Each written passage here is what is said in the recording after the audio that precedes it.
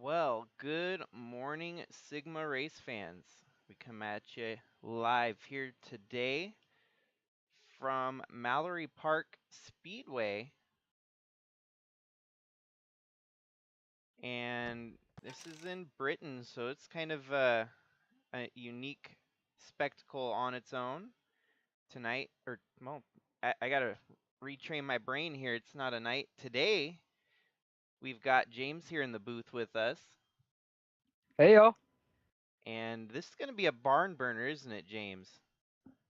Oh, yeah, should be good from what you were telling me in practice. Sounds like it's a lot of, if somebody makes a mistake, sounds like everybody made a mistake. Yeah, the narrow track is going to be treacherous for these truckers, and I think starting up front is going to be huge today. And, well, looks like championship contenders starting in the top 5 spots as usual, with Jordan and Trevor Walker starting front row. Behind that, you've got Tim Cording and Trevor Vaden, with Alan Malcolm and Chaz Chadwick, all 6 of them very much within the fight for the championship. Then we've got interesting candidate there, John Hagan, starting in 7th alongside the brother Cording, Tom, right behind him. And not going to do our standard through the field here. We got kind of an idea of who the top 10 is. I think we just let the dogs run here.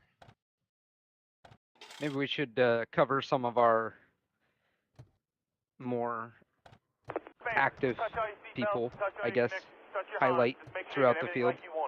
Some of the more prominent players as of late. So if you go a little bit deeper, you got Tasha starting in about 15th, it looks like. Shy Turtle, brand new to the series in the last couple weeks.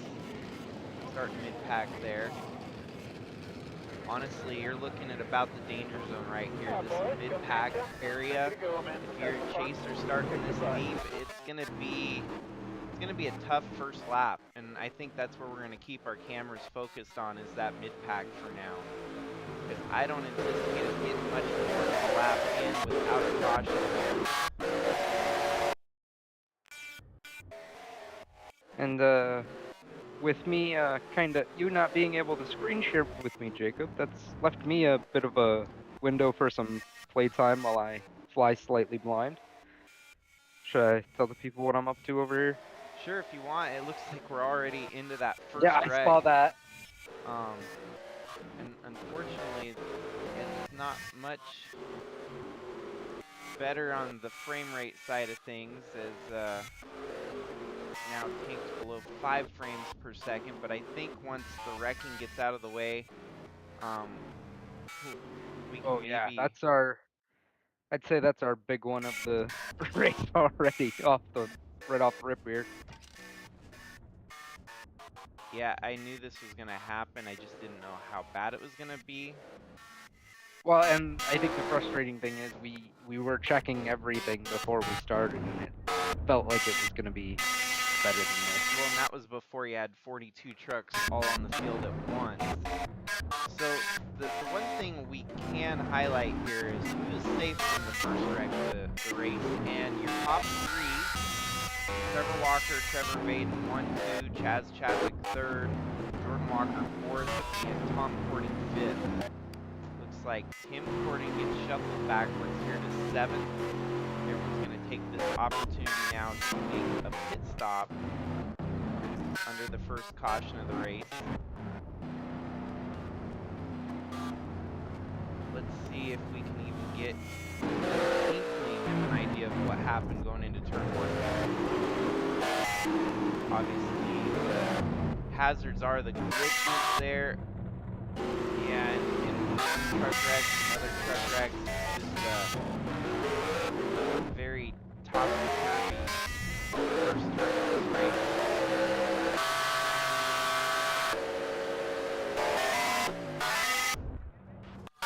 Well, yeah, go ahead, James. Go ahead and enlighten us some of the things we're working on. Well, we've got the Sigma Modified Tour that I've been kind of working on. We had that exhibition race not long ago in the series. And And as of right now, what I'm working on currently while we're live here is the Formula T, which is going to be our sort of, to add to my background series stuff, it's going to give us an open wheel avenue type of thing to kind of have running in the background to give us an idea of what's going on in the open wheel world side of things here in Sigma. And that's kind of what the background series are meant to function as, is help kind of open a curtain into what's happening either just under the ladder where people are trying to make it to things like ARCA, or another series that we're slowly working on.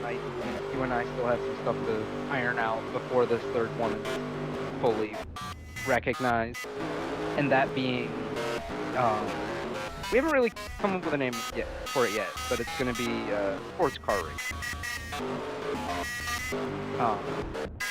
And that will help sew up the little bit of like what's going on in the sports car side of the world. And if we decide to bring it towards the forefront to be more of a regular thing, we have a pool of people to kind of draw from a little bit, if that makes sense. Yeah, and that's kind of where a lot of the people that started the server or long-standing people that have left, we need to find a place to fit them in. That's kind of where they're going to get relegated to. So at least you'll see some familiar names pop up. Kind of gives you the feel that it's still within the Sigma versus racing. And as much as I don't want to give super kind of updates with this Bristol race because it's not going great. Names from the past. Jimmy Swain is currently leading the race. It's this little practice race I got going here, so we're only on lap 11. 2 cautions deep already. So not great. I was telling Jacob before we started the stream here that I was hoping once Bristol rubbered up, they would start racing right, but that's not looking to be the case. So thankfully I haven't seen the final schedule yet, but it is a tall order to get open wheel cars to run well on a short track like Bristol. Well, especially when they're not like Irish. Right.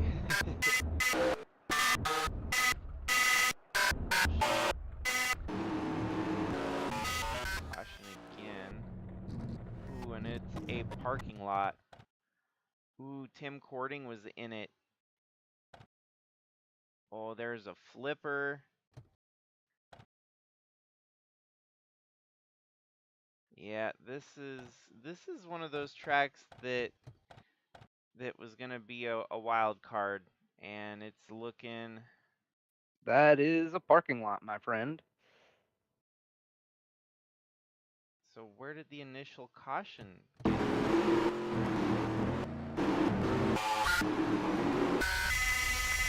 I see Hagen on the quarter panel. Right here, bam. Mustang gets into, spins out. Now 90. Already at the back end of the field after a pit stop during the first caution, and now he's going to have to come through the parking lot field here. Nowhere to go. It was bumper to bumper. Ooh, John Hagen's out. Yeah, your championship might get a little bit harder to attain here today for some folks. Spin Walker is still a title contender, but it looks like his day's probably done after this.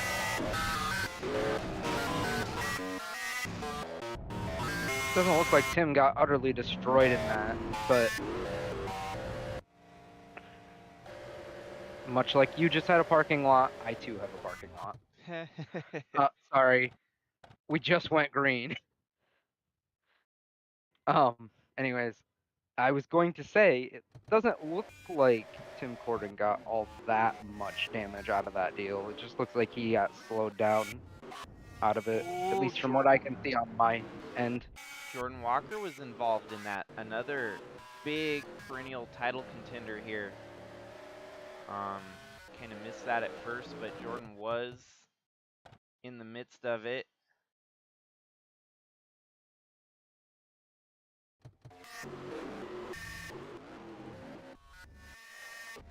Oh, that might be a game ender for him. The way that truck hit the attenuator there. Um, we might not see it for another lap, but I think the 10 is out. So let's see just how many folks are out of the race now. Championship implications most certainly here. And just give me a few seconds here to pull up.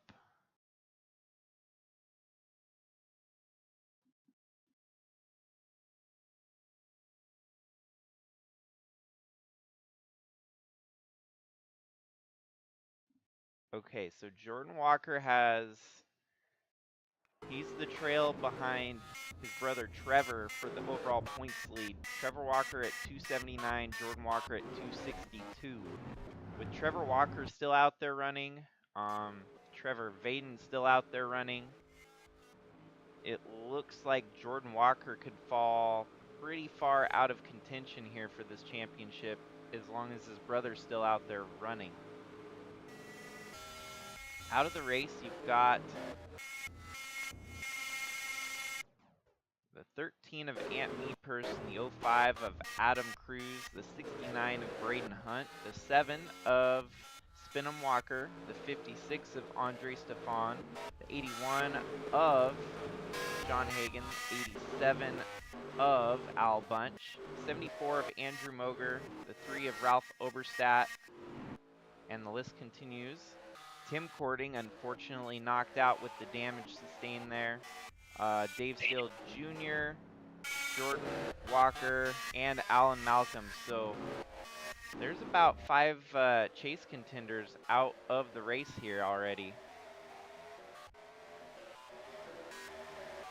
As the field continues to shrink, I think we might actually start getting some racing under our belts here. They're actually gonna, oh, I spoke too soon. All hell breaks out in the back half of the field. See if the race stays green. I've seen in testing at this track that the flagman is kinda lazy. And it looks like it's gonna stay lazy on this one. It will stay green. Which is okay. I'm not gonna raise a fit about that. That's I think he's tired of throwing the caution here for the most part. So staying on the green flag, it is Trevor Walker taking over Trevor Bates and Skylar Taylor. Up to 4th, it's Brian DeBlanc. 5th, Bailey Parker. 6th, Chris Harvey. 7th, Tasha Wright. What a resurgence for her there, James? Yeah, that's a pretty good resurgence from starting mid-pack there. We've seen her perform really well after Tim gets knocked out, though. Especially after both the brothers get knocked out. We've seen her perform really well. We're under caution again. They waited and then finally decided to throw the caution just a little bit later.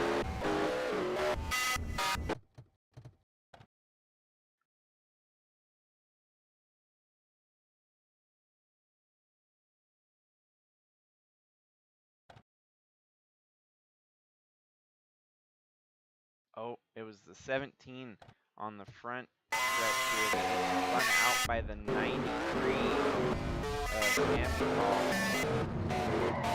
And that is what brings out our 3rd caution today.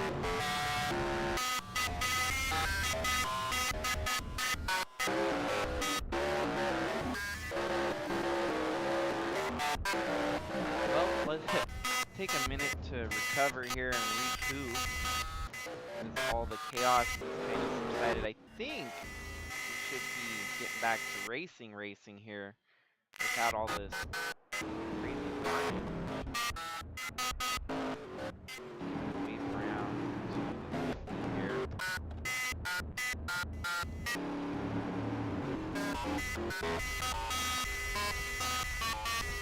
Yeah, this track definitely rough around the edges. You can see, especially the trickiest part here is the change in track composure or track, textures and whatnot, where they go from one form of asphalt to another.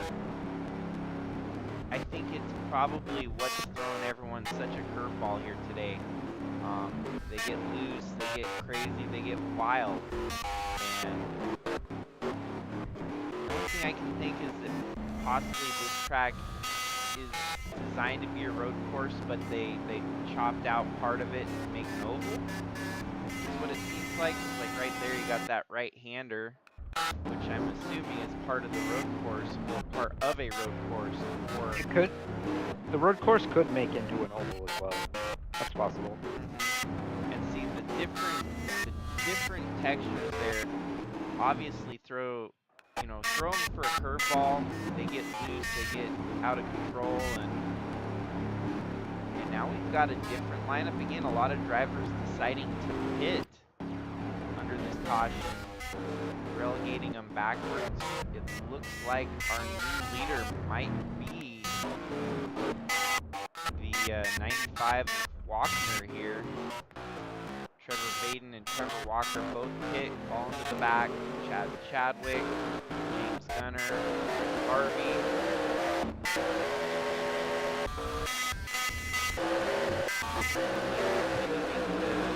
Add to the crazy factor of today's race.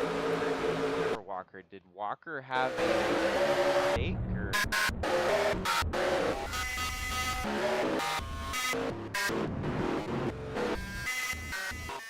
Okay, there he is. He's gonna have a mistake here in a moment if he's not careful. Boy. They make it through without wrecking that lap. There really is not a safe space on this track, is there, James? No, it does not seem like it. It seems like any real estate is any real estate. This truck that just brought out the caution running in the top 5, Jack Davis, your qualifier racers making it into the main event here today. This truck's a bit rougher for the wear, but on the top 5 showing right now. Hey Jacob, you may want to turn the trucks down just a little bit. Kasha just let me know that she was having a hard time hearing you over the trucks. Which honestly I kind of am too now that I'm listening back a little bit. Okay, there we go. Let's see. That should be better. They can actually make those modifications. Give me a heads up if that makes it better or not. I will let you know when she lets me know. Okay.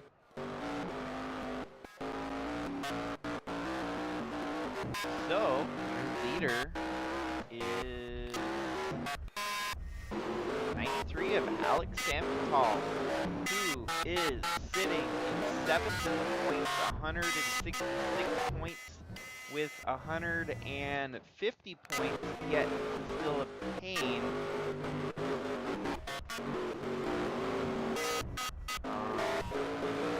It's going to be the magic number is if Trevor Walker gets to 316 points today. Sampital could win their way through. As long as they win every race, they could be contending. But they're going to need tough breaks from Trevor Walker, Jordan Walker, Tim Cording, and Trevor Vaden. A few of those drivers have already had a tough break here today, so may very well open the door for some drivers that it didn't look like they had a shot to even get back into the mix. Guido Piano. It would be impressive if we could have our third number 19 win a championship. The ARCA championship was won by the 19 car. Our Bridge to Cup championship was won by a 19 car. So the only thing missing out is the 19 truck here in trucks, and perhaps even the 19 car in Cup. Oh, well, it just got a little bit easier for Guido Piano as two trucks in front of him spun out, wrecked. Someone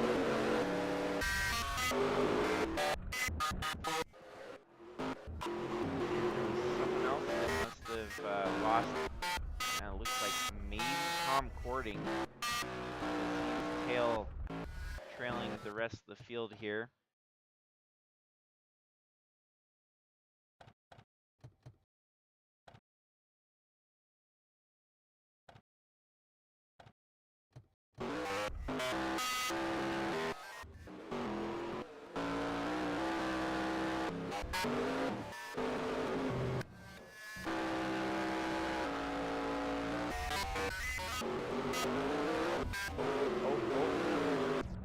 Oh, it's Trevor Walker. Another one of our title contenders getting into some trouble here. I don't know how bad the damage is. It's kind of hard to tell with the minimal frame rate here. What looks like minor damage could actually be some severe angle of this hit. Looks like the gravel's going to kind of slow him down here, but that hit right there, the track, that could be a game ender too.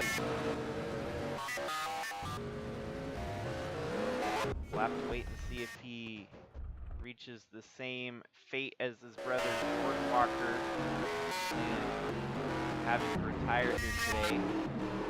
The truck doesn't look damaged at all, even though the game suggests that he went flying through the wall.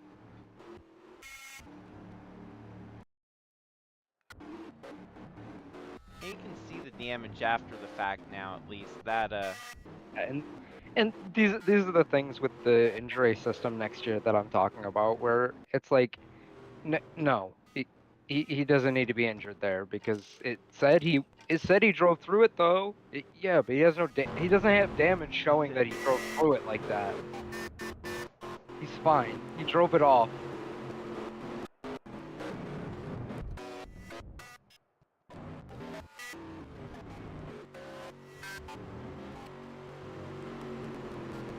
looks like they're going to make repairs to the 21 truck here. And I think it was just a side glance. Obviously, our frame rates are really screwing with us here today, and I think what looked like, you know, a wall-busting blow there was actually more of a side swipe, glancing blow instead. Yep, there he goes, back on the racetrack for Trevor Walker. And with very little time to recover, they are getting back to green here, and he's going to be on the tail end of the lead lap, about to go lap down. Got Josh up to the top 5 now. Things just continuing to be a little bit wild and crazy here today at Mallory Park Raceway. Your title contenders, I think, they're trying to play it safe, but they're not sure how to, because it's not like there's no blueprint here today as to, you know, finding the safe route around the track. Starting with a hard charge on the outside of the 95 there, as Chadwick stuck behind slower traffic here.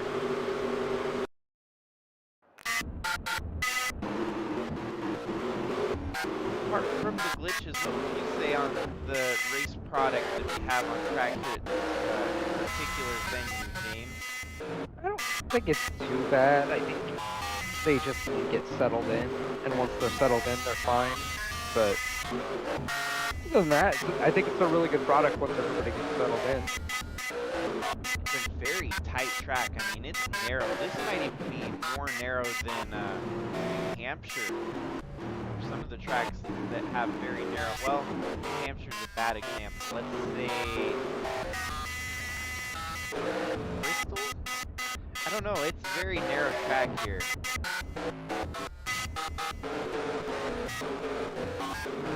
I'd say maybe like Wilkesboro, almost. Yeah. And yet these guys continue to try and get side by side, making it 2 and 3 wide against their better judgment.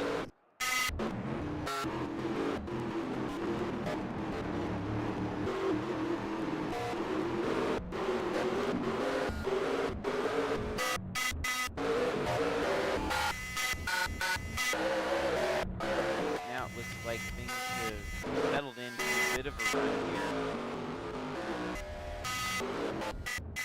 Asha drops back a couple spots. It looks like to about 7th. Actually 10th. Single file running has kind of switched those that were on the inside line backwards. And the outside line, I think, were the ones driving around them.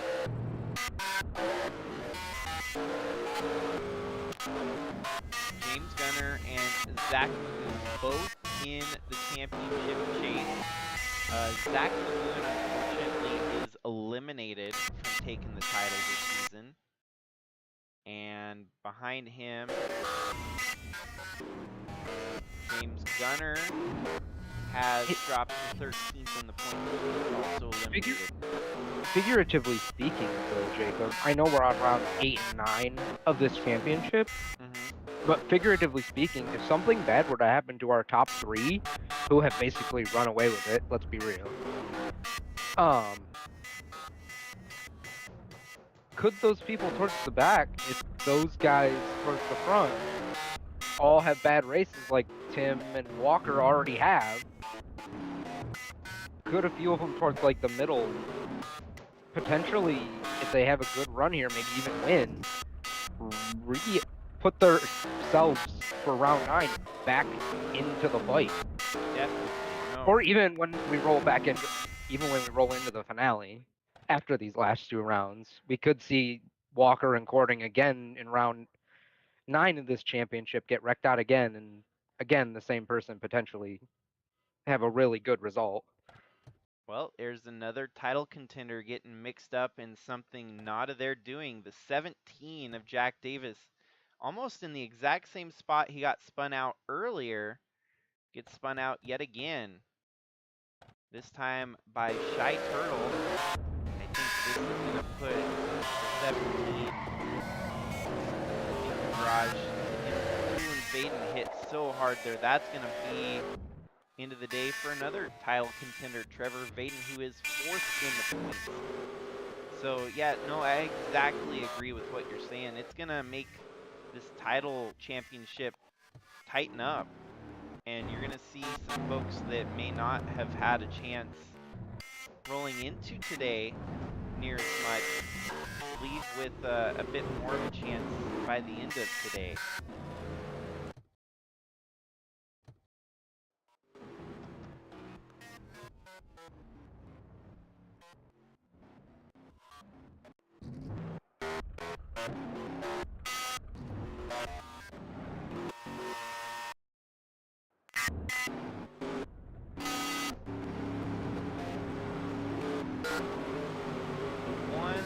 Outlier to that suggestion, though, is the fact that Trevor Walker is still running, and he is our points leader. So with all the drivers that keep dropping out, those are points that he's gaining and continuing to stretch his lead little by little here. Where is Brian DeBlanc in all this? Was up in the top 5 here. Let's see, after the caution pit stops here, it might shuffle him. Vito Cano's going to move up to 3rd here. Because he's sitting 9th with 142. With another good result, he could potentially put himself towards the front, towards like top 10s-ish, or towards the top 5-ish in points anyways. The non-negotiable thing is that there's only 150 points left on the table. So if you subtract Trevor Walker's 279 and 150, you get 129. So in a way, DeBlanc is mathematically still alive, but it's gonna take. I mean, he can't let Trevor Walker get more than 15 points today. And I'd say we are in a scenario right now with 150 points left on the board. Matthew Fastnaugh is our last driver coming into this race, obviously not counting all the people that are wrecked out at this point. Matthew Fastnaugh is our last eligible player for making it to the points because he is at 141. And I guess Gannon Bird and Anthony Person are kind of right there. But James Gunner is like 1 point, I think, mathematically out. Well, and that's where Guido Piano is kind of the big wild card here. And we're under caution yet again. Okay, so I don't know why we're under caution. It doesn't look like there's much.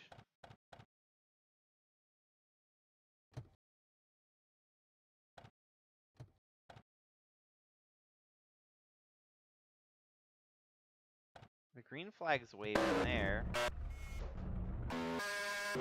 Oh, there we have it. It's the 29, it looks like, of Eli the Wolf.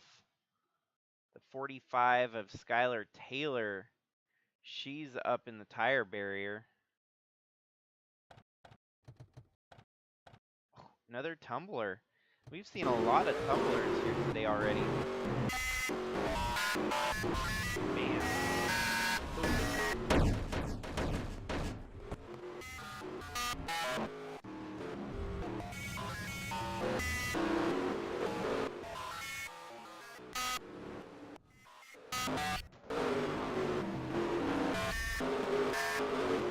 And just like that, every wreck helps Trevor Walker continue to gain points here today that he may have otherwise lost in his overall lead.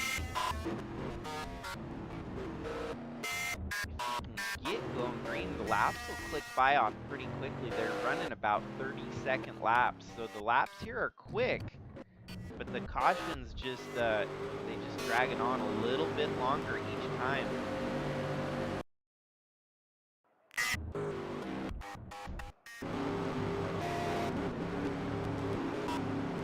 But yeah, I agree with your statement. I think Fastnaught's one of, if not the last guys currently, as the race runs right now, still eligible with a little bit of luck. He really does just need something bad to happen to Trevor Walker sooner rather than later at this point, with all the cars that are already out of the race.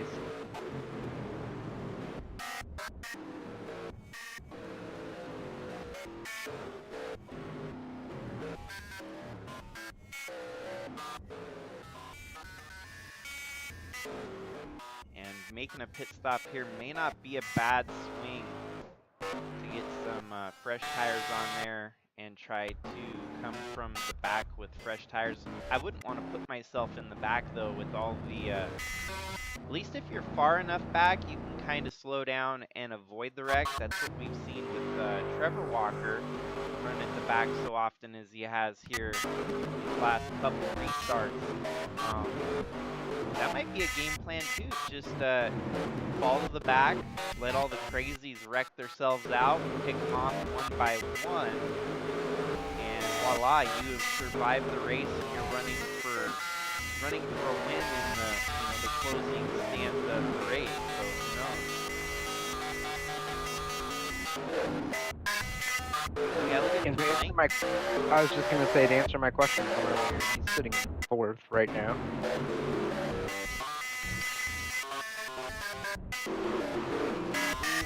Three wide with the leaders.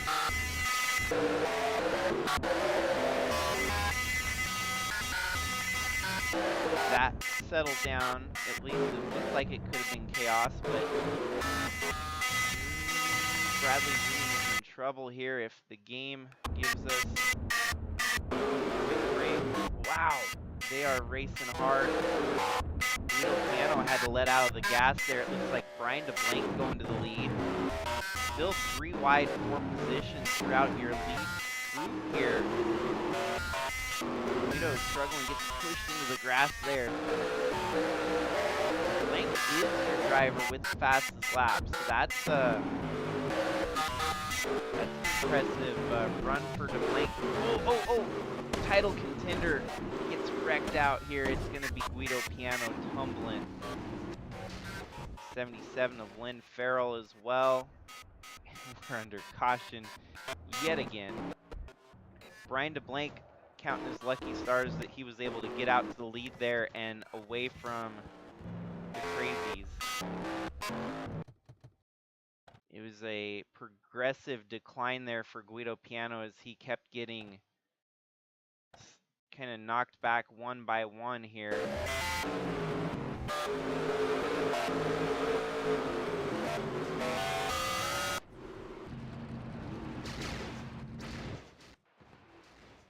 Don't know if that's a end of the day for the 19, but it makes it a lot harder.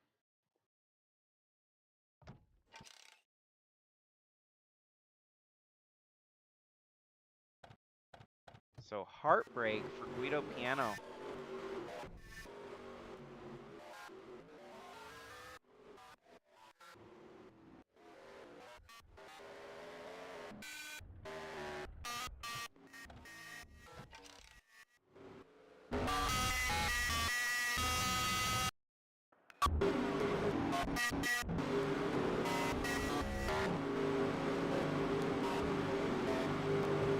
Yep. Guido Piano now out of the race. It looks like he is going to be guaranteed a 21st finish here today, as we are down to 20 trucks left in this field. Where is Tasha? Out of curiosity. Somewhere along the line, she ended up retiring. Does it do damage, I wonder? It looked like she might have collected some in that initial wreck with that Tim caught his into.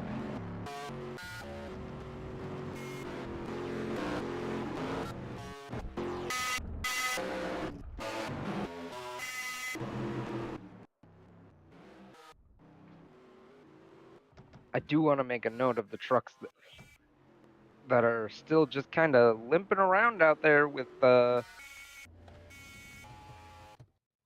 are multiple laps down. I think I saw Tom Cording that was like 7 laps down, limping around there. Or 1 lap down.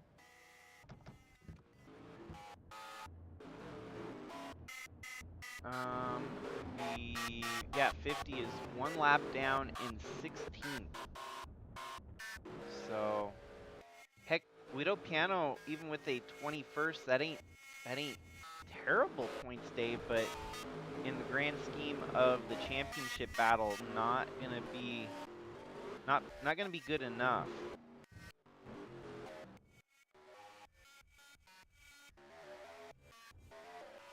Heck, we might be laying witness to one of the fewest finishing trucks races in USA Trucks history. We're only 50 laps in of the 250 laps, and by golly, we might not have very many left to finish this one.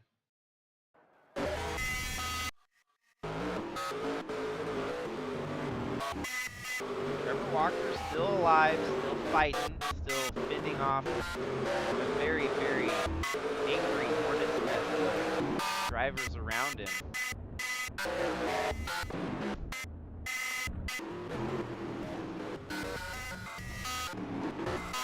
Unfortunately, in our second race here today, the doubleheader, I kind of didn't want to use the doubleheader because the second track only allows for 33 trucks. So unfortunately, we weren't going to have any sprint qualifiers. It's really going to be the best of the best that's left in the title fight in that race after this one here today.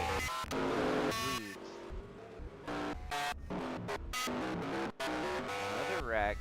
Another couple trucks looks like gonna retire here.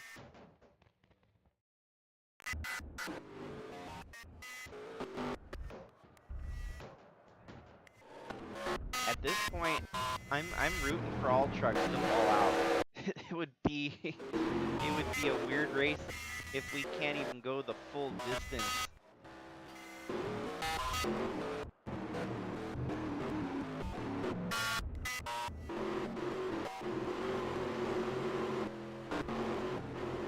Chris Harvey up into third.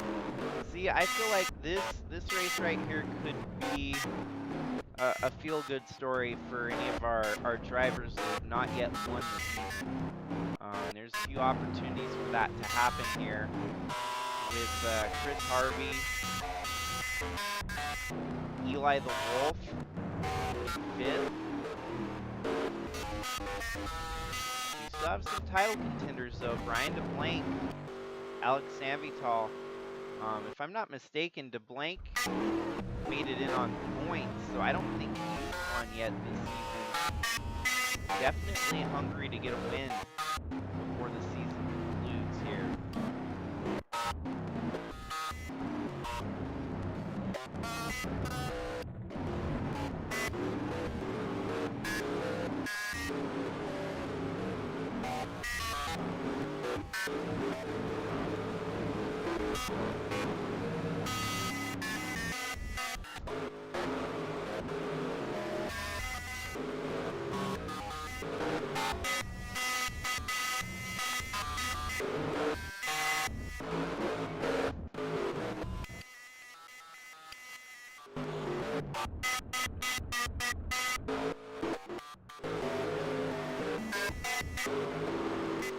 Well, you'll be happy to hear this one. It looks like Tom rather, is going to get the wave round here.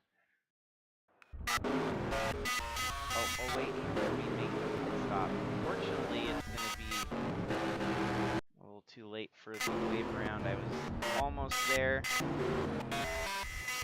Shoot, everyone I gave the wave round decided to pit, obviously, because that's how it works.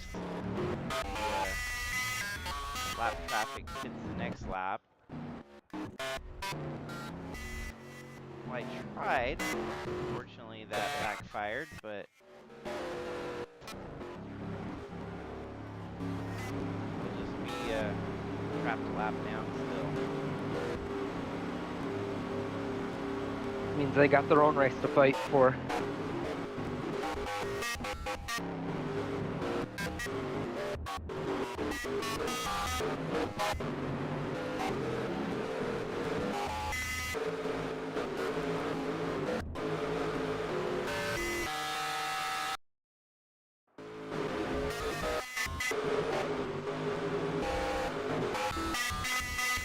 Truck is off. We have 200 laps to go. Hopefully we can start knocking them off quicker. Top four as they run: Bradley Ream, Alex Sanvital, Brian DeBlanc, and Anheuser Wagner. One slipping and sliding through the transition in the racetrack there. Chris Harvey gets past his team owner Chadwick, and they're 3 wide almost in front of them.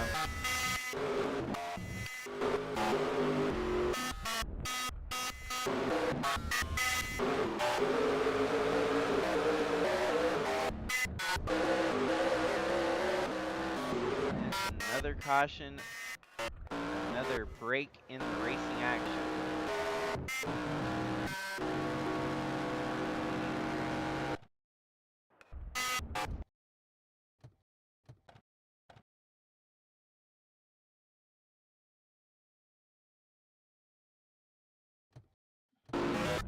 This time it is a single truck spin here after getting 3 wide. Flex a bit of Willow Blake there. Tyler Sussbury spins out. Front stretch.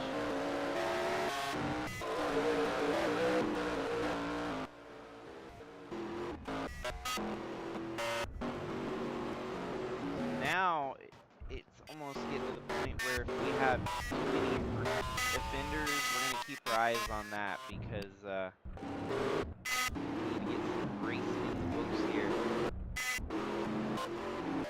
That was the '09 of Fastnot, and Fastnot is 17th lap down. There's no reason for that.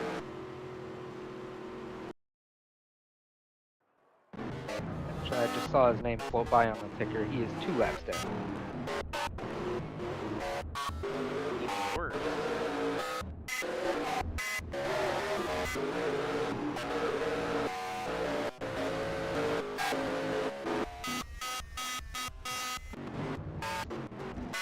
Here we've reached that point in the race, Jacob. The point where we use the hand of God to smite him down. Yeah, to tell him, hey buddy, I know you want to keep trucking. I know. Truck go. But no, you no go. You go to pits. And park it. Somehow Google thought I was talking to it there. My Google on my phone picked up when I was talking there. That drives me nuts on my TV.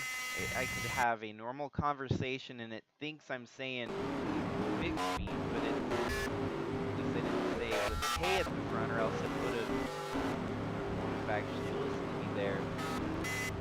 I'm giving wave rounds and someone has to retire. So what course will Blake to retire? I gave her a wave round here. Might have ran into somebody on their way out of the pits or something. She didn't make contact with anyone else. Okay, so I think trucks are just falling apart. There might be some There might be actual, some trucks finally just giving up. yeah, that was due to attrition. She gets the wave round and then has to retire. 077, halting damage repaired due to the pace car. So she had some already existing damage. Unfortunately, another retirement here today. That's a bummer. Right when she gets the wave round too. We're down to 8 trucks left running. Gotta be music to the Walker brothers' ears. Yeah, Trevor Walker's still running. He's actually about to get a top 10 out of this. Normally lap back with our leaders here, so watch back. Yeah, he duking it out with Tom Courting there. With Tom Courting. I had it right the first time. I think they purposely did that to trick me. They flip-flopped the rides to throw me off, try to keep me on my toes. That's part of your punishment. Yeah.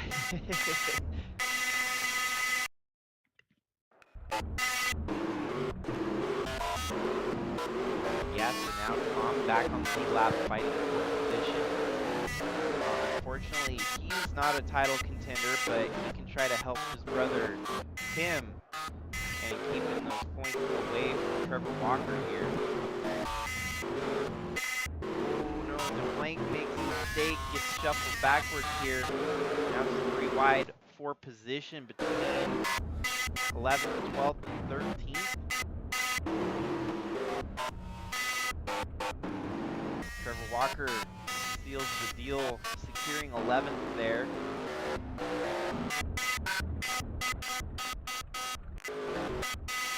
Chadwick very much still alive in this championship battle. He was in the same boat as Guido Piano.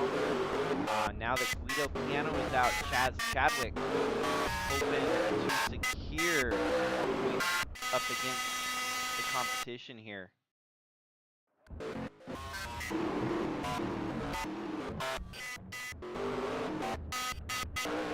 Well, in the meantime, it's Bradley Reed out front leading. He already knows that the championship is out of reach for him, but he can try to at least better his finishing position in the overall championship from a, looks like a 16th is where he's at right now, so.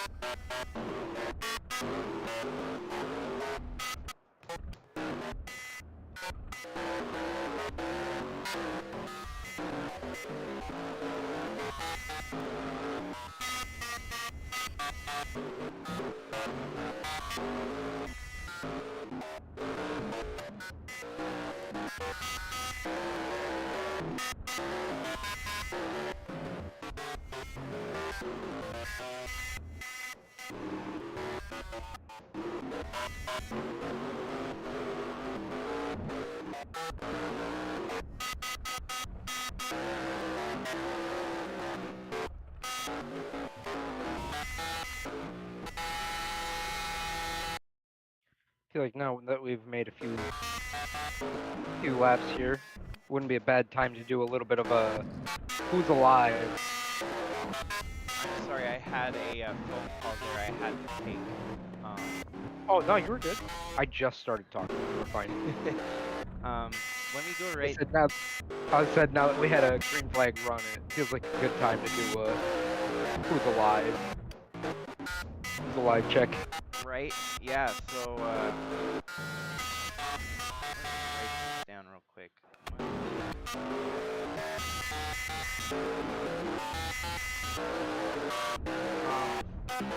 Okay, I had to recollect my train of thought there. So, still left running the race.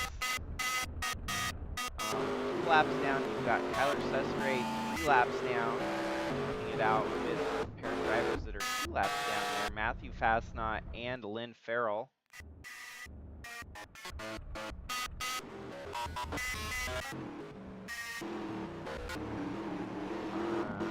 front of them, you got Cat Durham still alive, running 1 lap down. Brian DeBlanc just fell a lap down. It seems like his truck has gotten away from him there.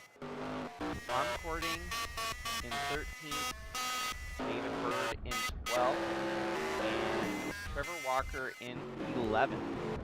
Your top 10, as you can see, Alex Sanvital, Chris Harvey, Chaz Chadwick, Brandon Butler, James Gunner, Eli the Wolf, Noah Hobson, Anheuser Wagner, Zach Magoon, and Bradley Ream.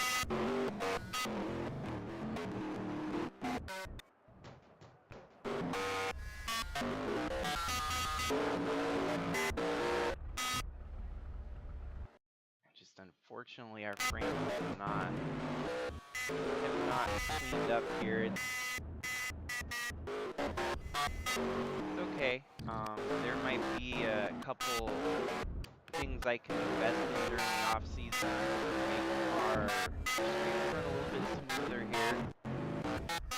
Even one that's cost effective, I can maybe borrow an extra laptop to run OBS on separate of my primary laptop so that it takes the workload off of my primary computer.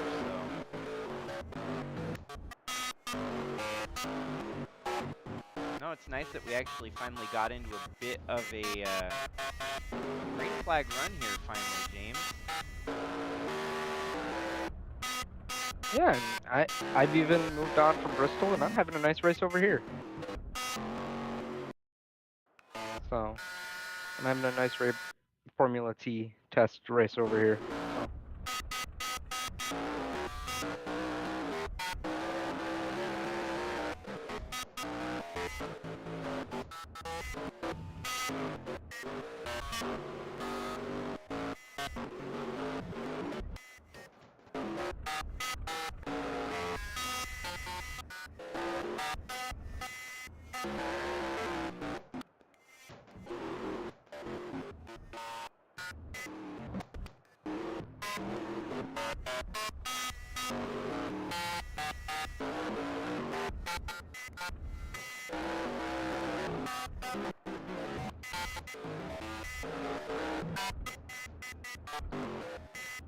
I'm going to step away for just a moment, but I'll let you take away if you want to mention anything.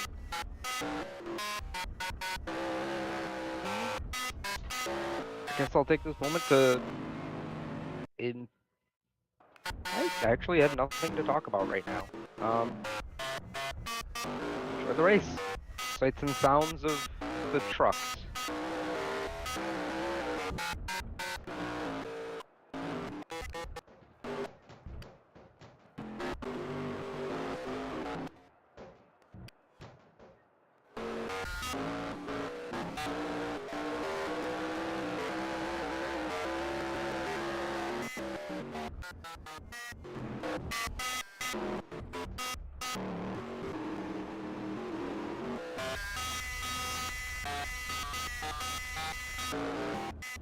Okay, I'm back. It wasn't long.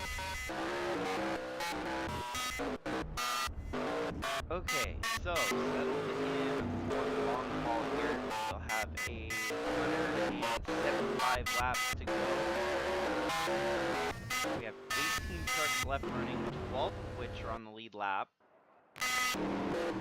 Trevor Walker has worked himself up into a top 10 position at the moment.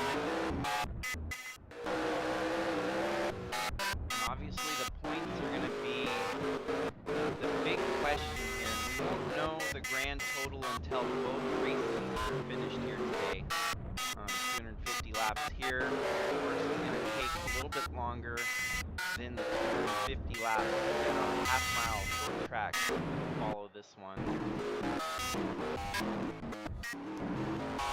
This track is classified as a true 1 mile. I wouldn't say it's completely oval, but it is oval. So 1 mile is a short track by most means of classification. It's actually kind of neat that that's built right around that little lake in the middle there. We got to fight for the lead here. Lagoon sticks it in. Fighting. Bradley Ream takes over the lead position from Bradley Ream. Fighting back on the outside here, though. These two duking it out. Lap traffic gonna make it a little bit harder for Ream here. Nice that we actually have a battle on our hands. It's been kind of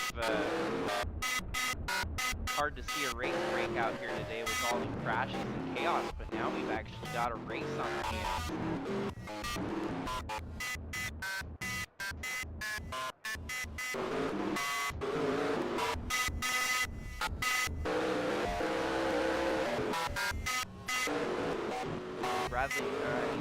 Brian DeBlanc really struggling with that truck. I think he's just kind of holding on for dear life to get through the rest of this race, wouldn't you say?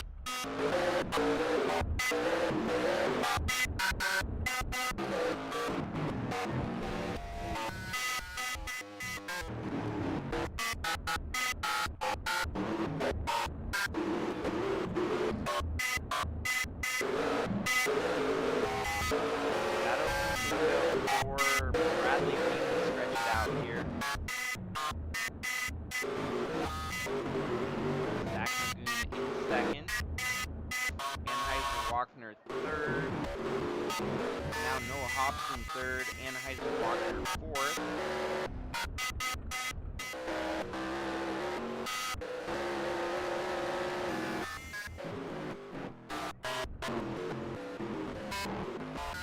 Sandy Tall fifth. Eli the Wolf sixth. Chris Harvey seventh. Chaz Chadwick eighth. Brandon Butler ninth. Walker 10th. 11th. Tom Cording 12th.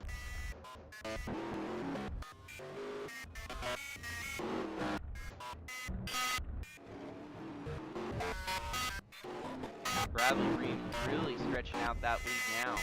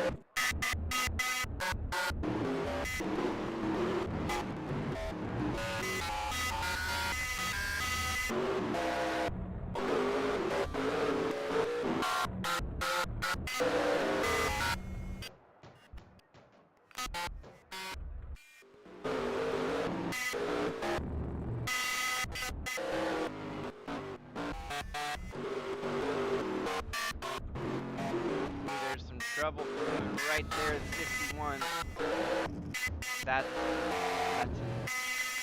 I'm right here. Well, that's not a good way to end your day there. Zach Magoon Yeah. gets put into the pit wall. Ouch. Talk about a dangerous race to be at this week. Holy cow. Yeah, I'd say it's been a dangerous race this week for our truck drivers.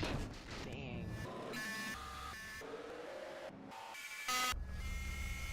Well, another truck falls out of the race now. Another title contender. Obviously, Magoon was too far out of the mix to be considered a champion.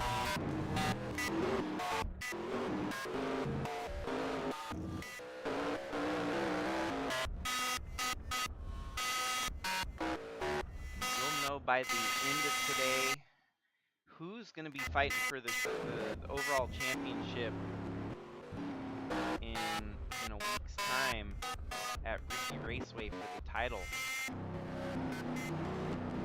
Looking like there's going to be less contenders just from this race alone. It's crazy. Trevor Walker's just been able to quietly keep his truck looking clean there. That truck doesn't look like it's been through much at all. We know it went into the wall. The side of his truck is kind of tore up, but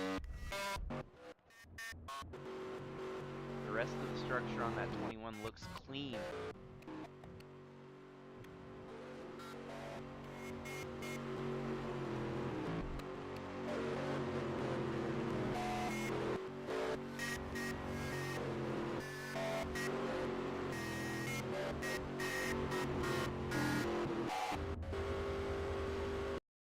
Wait, so that might have been the last strike for a driver. We gotta double check. I think that was the 09 that brought out the caution this time too.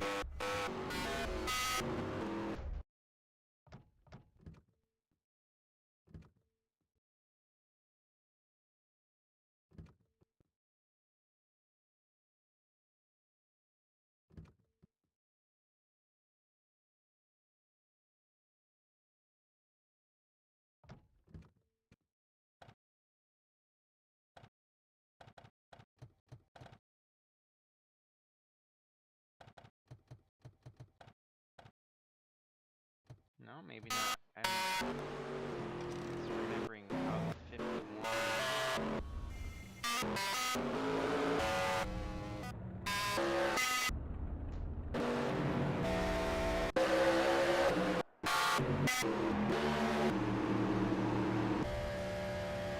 All good. It looks like no disqualifications on behalf of 7793.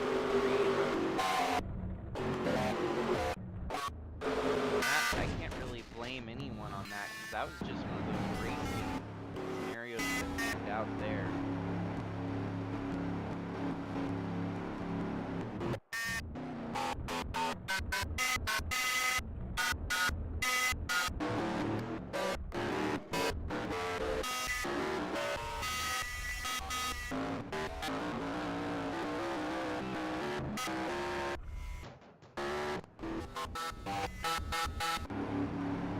Looks like Bradley Williams finished up the background to being your leader over Wagner. David Bird up to third. Brandon Butler to second and fourth. Noah Hobson, Chris Harvey, Alex Sanvital in seventh. And eighth place, it's Tom Courtney. Ninth place, Eli the Wolf. Trevor Walker in 10th. 11th place, Chaz Chadwick. Brian Blank, 13th. Like, wave round is not working for him as he's trying to get through the field here. Flip another wreck, but DeBlank's one lap down.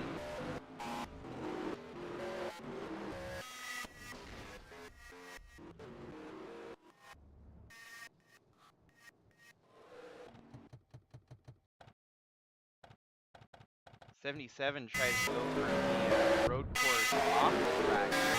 Bumped in by the 24 Tyler Silvestre.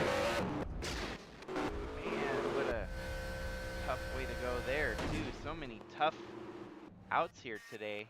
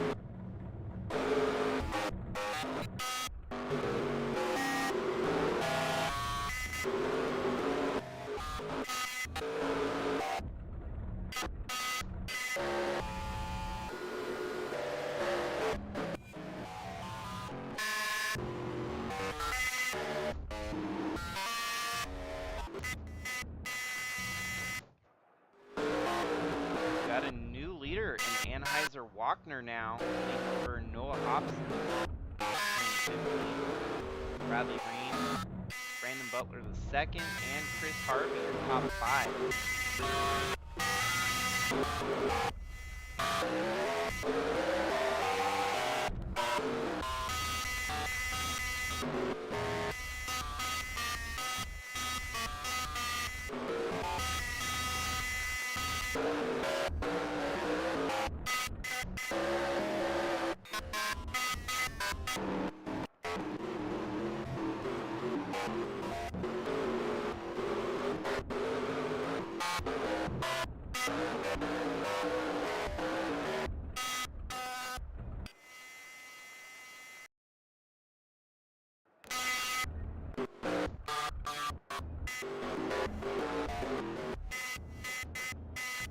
Noah Hobson looking to try and fight for the lead there, but suckered up a little bit, falls backwards. Bradley Green passing him on the outside.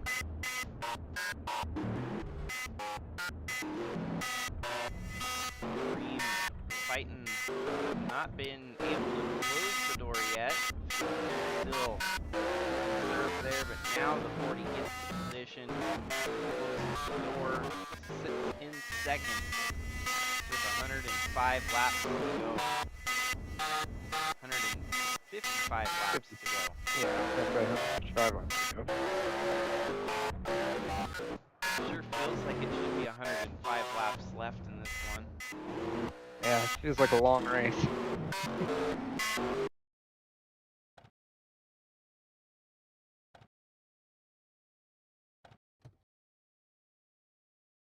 This track, this was definitely an experiment race, and I don't think it's gonna return on the schedule next season. So, yeah, there's always a few of those tracks that come and go. Yep. There's always one that shows up every year that we go, nope, Nope. you're not coming back.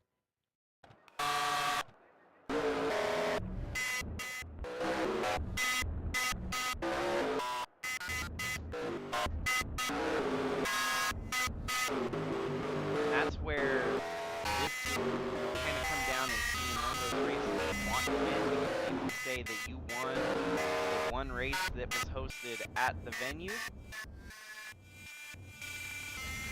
Another retirement. They have whatever cool trophy they're giving out. Right.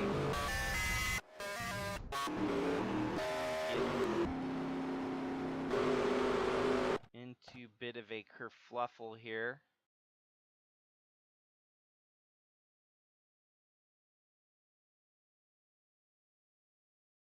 Ooh. Blew her up after that. Look at the officials standing there watching as the truck's smoking. They don't even wave a finger. They're like, screw it, we've had too many cautions here today. Let that one let that one slide. Oh gosh, a wide no, and it's Chadwick now getting put into the wall. The officials gonna sit on their flags for this one too. Wow, I think we have seen a level of don't give a shit. The officials are like, screw it, we're about ready to go home. Y'all want to drive like idiots? Go ahead and drive like idiots. Sooner there's one left, sooner we can declare a winner. So Chadwick, I think, is going to be a retirement now. Yep. Couple more retirements before lap 100 here. The pace truck sits steadfast on pit road.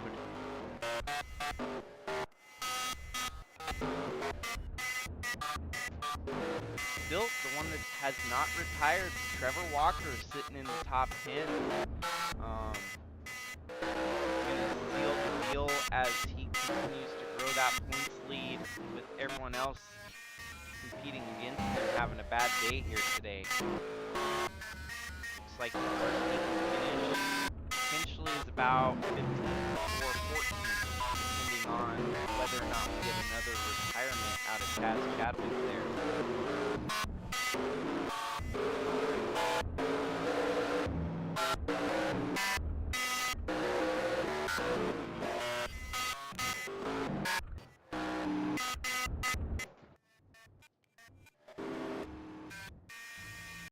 Oh, there we go. Chadwick retires. No, and the game's just glitching. It's giving us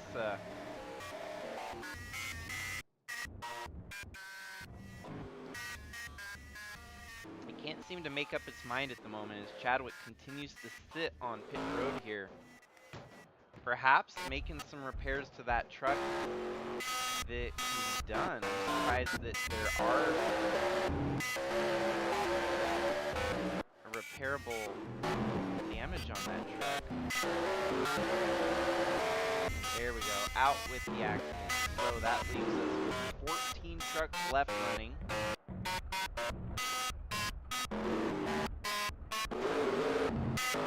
Which I'm not going to say it's a record because I can't guarantee that that's a record.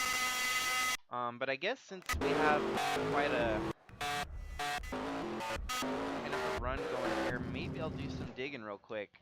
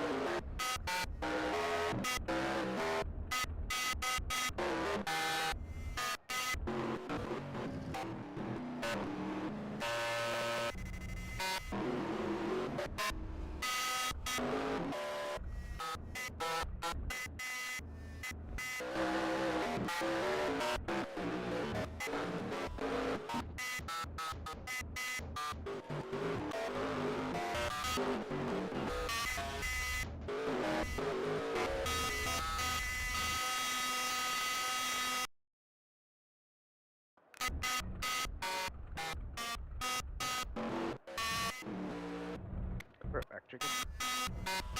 Alrighty.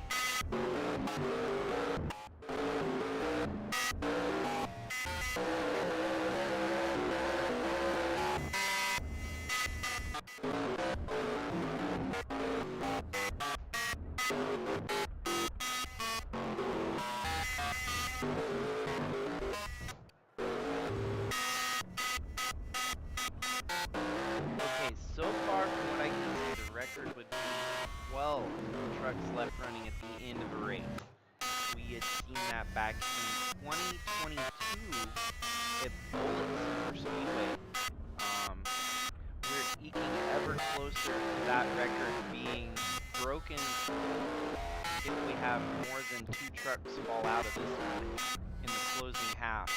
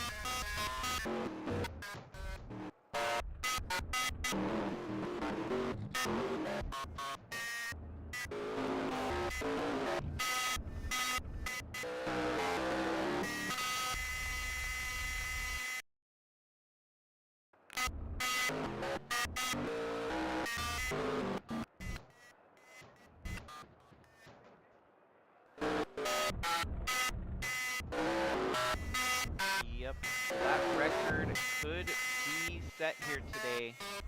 Looks like we have another caution, perhaps.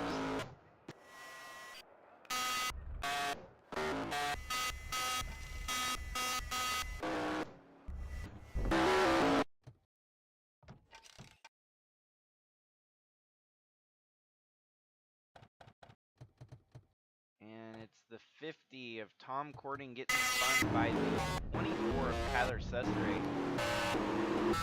Sestre has spun out a couple of drivers now, so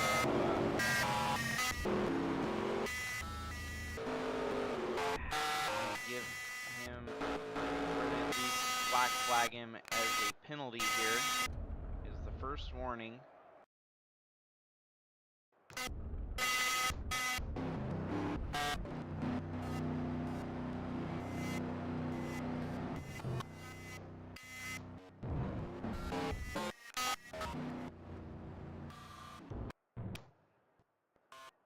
We are so close to halfway. It's been a grueling one here.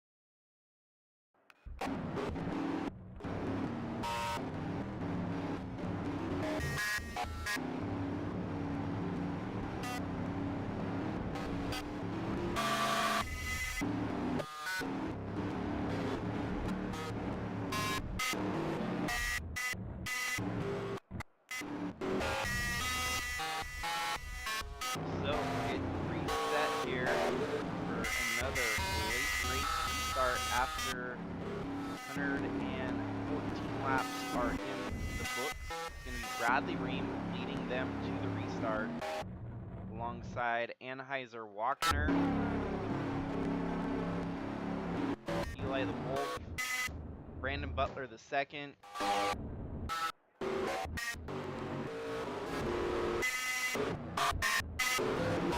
So, I seem to have missed something. What did I miss? Who wrecked? It was the 24 of Sestre spun out Tom Cording. Oh no. No damage was sustained. It was just a spinner between the two of them. Tyler Sestre on his short lead gets the black flag. Not disqualified, but it's the final warning before another caution is brought out by Sestre, who will have disqualification on the Tom Cording on the lead lap, so yeah, he's up to. Saw he was up to 7th, just in front of Trevor Walker there. They're gonna wreck him. We're gonna see our record low, I think, finish this race here today. As I did my searching, the lowest finishing total was 12 back in 2022 at Bullet Super Speedway. And so if we lose 3 more trucks, this race will hold that record. You know what's funny? Bullet Super Speedway is no longer on the schedule because of how disastrous that race went too. Imagine we see Tom wreck out Trevor. Oh! And just like that, we do see at least something happen. 93 spins, 32 out of there. Dave Green though, no caution, the 12 keeps running.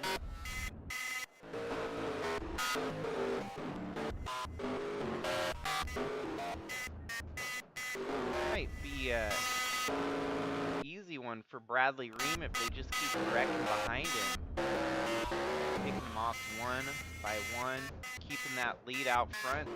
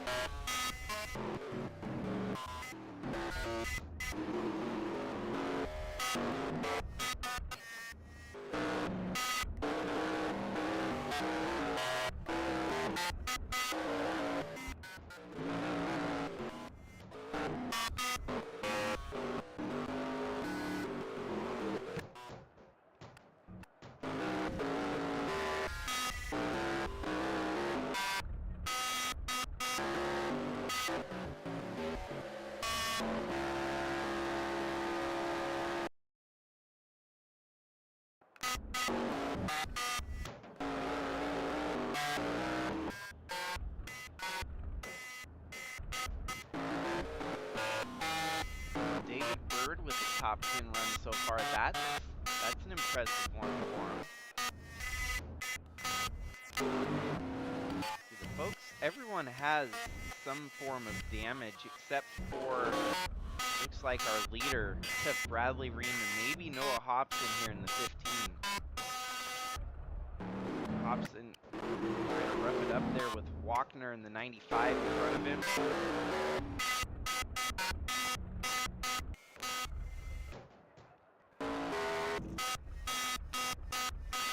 Kyler Sestre about to go a lap down there, looks like.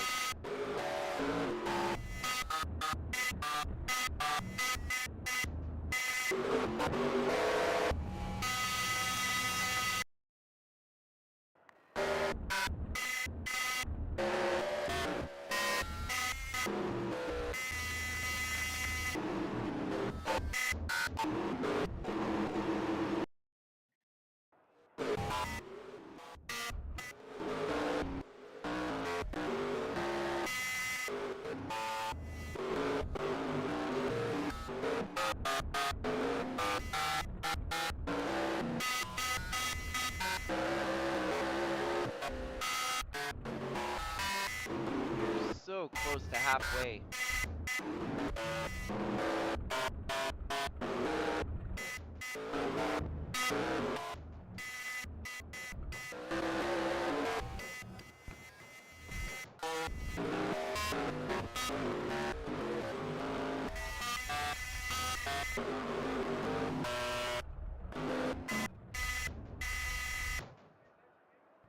What do the officials think? We break the record after halfway, we call it a race. Move on to race 9 and maybe something that's going to be a little prettier. I've not wanted to do that. It just, unfortunately, extenuating circumstances could point towards that. There's still a race that could break out. Hopefully there's no more wrecks. Hopefully we can finish with 14 trucks and maybe, just maybe, someone from behind could steal a win here. Walkner has never won in USA Trucks competition, so I'm sure he would love to see this race go to the finish, just to try and put a fight I up think against. it's been a hot minute since Reeves won a race too. So Yeah, yeah, Bradley Reed. I mean, it looked like he was a who really wants to get a rain shortened race, rain shortened win? yeah, Bradley Reed. When he came onto the scene, it looked like he was going to be one of those guys that was, you know, on the same level as Tim Fording, Chaz Chadwick, Atlee Weiss, um, and it's kind of fallen apart in the truck side of things for him. He kind of found or, recaptured that lightning in the bottle during Bridge to Cup this year to earn his Bridge to Cup title.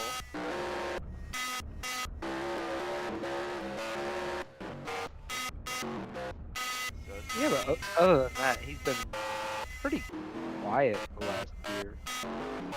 yeah, and Sid came out pretty lame here in the truck chase. He was one of the last seeded into it. He had to make it in without a win as he made it in on points. Um, the funny part is everything kind of connects together. He ended up with a shot at the title this year in Bridge to Cup because of the absence of Scott Speed after those unfortunate, circumstances came up that he would not be eligible for a Cup ride if he won the championships. So he stepped out of contention in Bridge to Cup. Well, when that happened, Scott Speed was actually in the chase here. His teammate, Bradley Ream's team truck, the 41 of Scott Speed, stepped out of everything he was racing, and that put Bradley Ream into the truck championship in place of the 41. Since the win from Scott Speed was negated, the 40 makes it in on points, and unfortunately was not able to deliver. But all of these things kind of connect because obviously Scott Speed probably was going to win the Bridge to Cup title as well. One domino falls down and many things spark from that domino. Bradley Ream could still get up as high as top 10, maybe even the top 5 in points if he can put on a tear here in the Well, last 3 races. that's sort of what kept Tom out of making it in as well, was guys that were wild cards that had wins getting in, that whereas he had the points to get in, but not the wins. Right. He had the finishes. He managed to get there in points, but he needed the win for the wild card and just couldn't get there. And as it stands, he's still running here today. I mean, he can get a top 10 if things work out any differently. Maybe even better than that.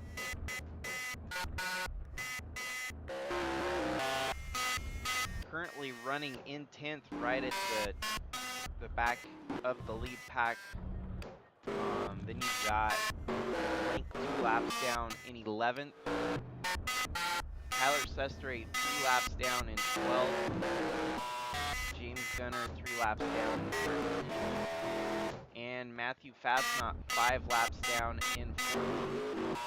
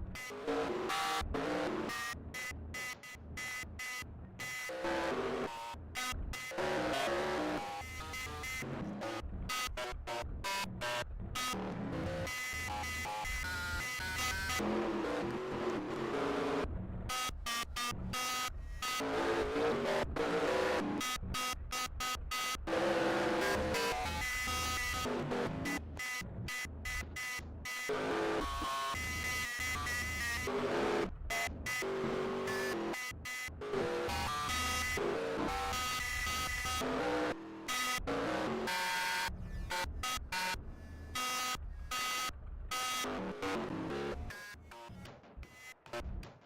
again, folks, I sincerely apologize that I mean, the race is still running at least, so we can kind of put odds and ends pieces together that what's going on.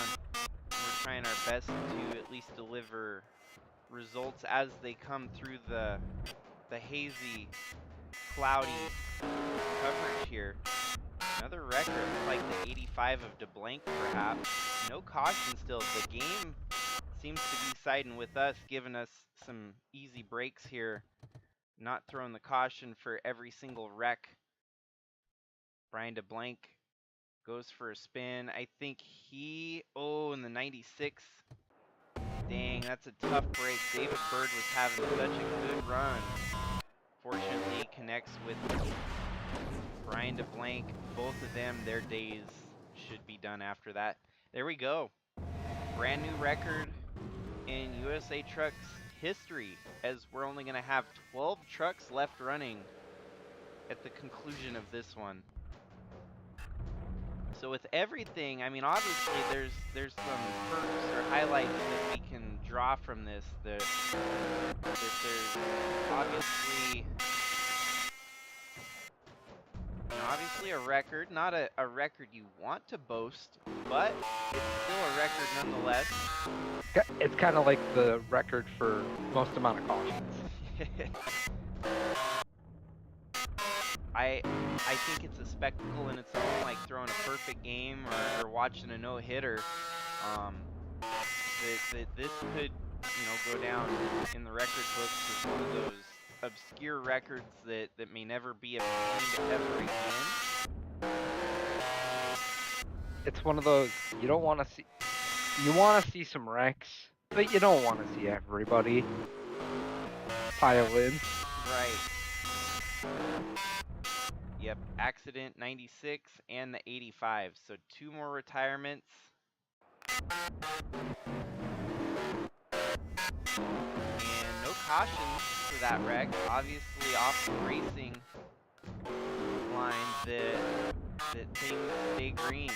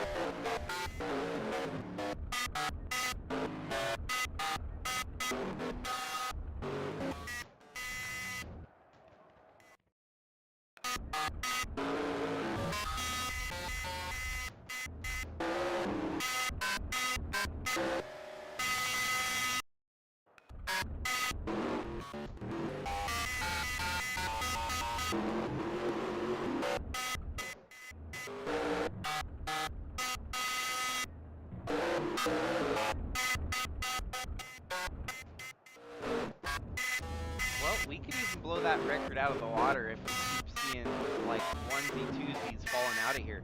And that's where I think these other drivers might start licking their chops, knowing that Bradley Ream is not completely safe. He's not, he doesn't have a get out of jail free card to avoid getting caught up in all this chaos. Look at that, these two, 93 and the 95, those are for second and third. And they're only about a stone's throw away. Bradley, oh no. Wow, that could have been bad. Luckily they didn't collect each other, but they almost collected each other there.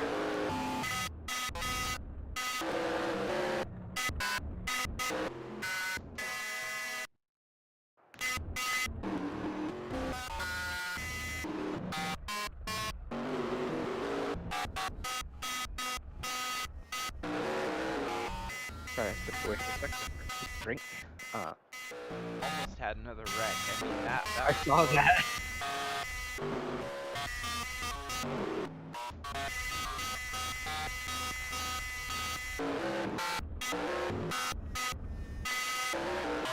about to make a comment before this race even started that there's that billboard in the middle of the track that says Jordan. And I thought maybe that's an omen, and perhaps maybe it was a bad omen for Jordan Walker here today. Yeah, I had that thought too. I was wondering, is that going to be a good omen for him, or is that going to be bad? Fortunately, yeah, Jordan's second in the points. I think to fall backwards, just do the math right now and see where Tim Cording finished versus Jordan Walker. And so Jordan's going to maintain his position over Tim Cording because they're only 1 point separating each other. Tim Cording is going to lose about 2 points. Well, actually, once they get that far back, I think it's only about like 1 point each. So they're going to stay tied. Tim Cording and Jordan Walker should walk out of here with a 1 point separation between the two of them. Trevor Vaden finishing 26th. He's going to start to close that gap on Tim Cording and Jordan Walker very, very slightly, as he's probably going to gain, I'd say, about 5 points there in 26. So if the points were like they are now, Trevor Walker would grow his lead with those 3. Chaz Chadwick might bump himself in front of Guido Piano. This next race in the doubleheader here today is going to tell a lot by the end of it all.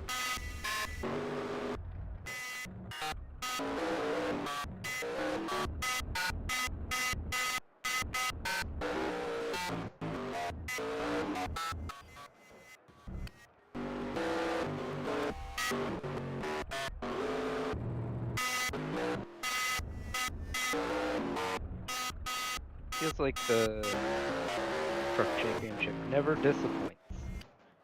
No? When it comes down to the end here.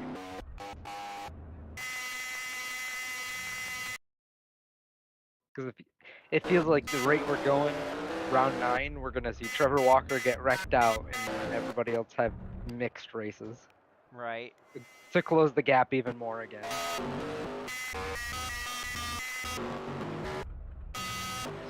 This race definitely is not completely out of it for a few drivers. I mean, Trevor Walker is still alive. Honestly, for him, he could still knock out a few more points. Looks like we're going to have green flag pit stops for the first time in this race ever since we've been filled with caution all the way up to this point. A couple no calls on the officials not throwing the caution in the last couple wrecks that we saw off the racing line. They figured there would be no reason to rack them up again with only 12 trucks left running. And I just wish that we could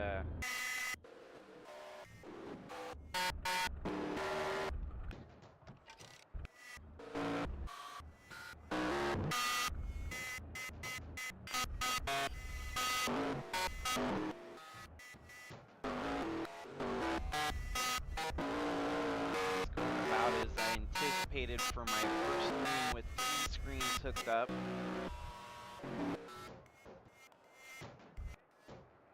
And honestly, it's not any worse than what we would have seen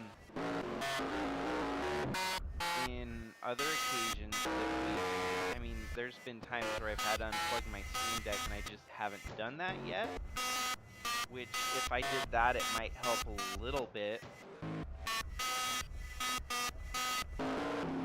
We have seen that help quite a bit before. I think what else I might need it for. Honestly, at this point, I don't think I'm gonna need it for anything else.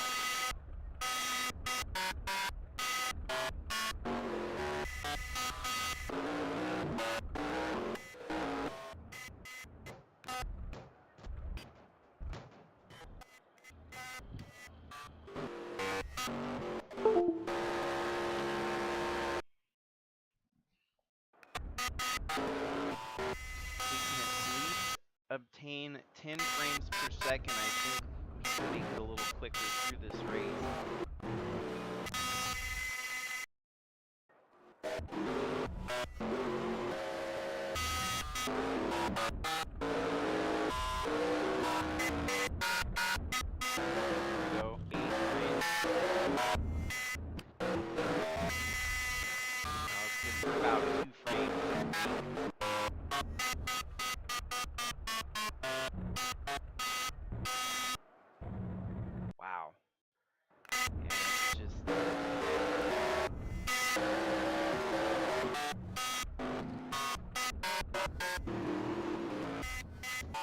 definitely was a test session. I knew it was going to be a test session today, and I was fully prepared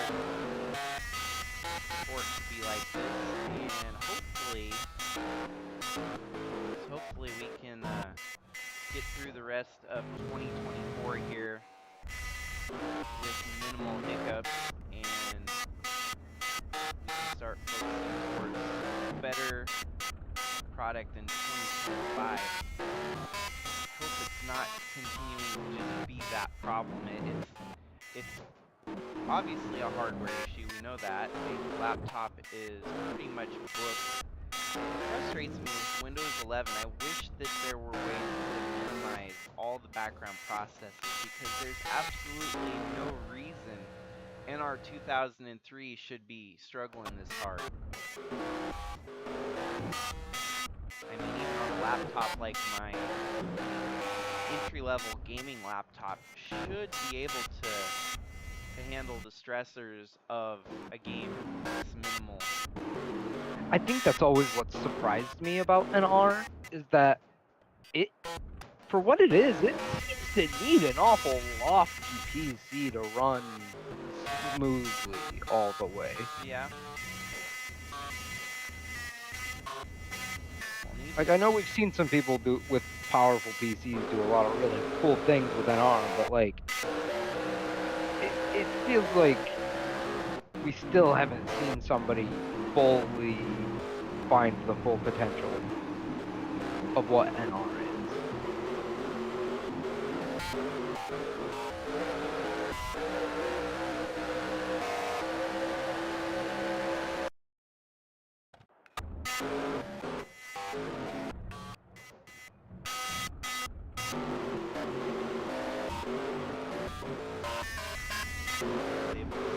Stuff there, and it still doesn't seem to make a huge difference.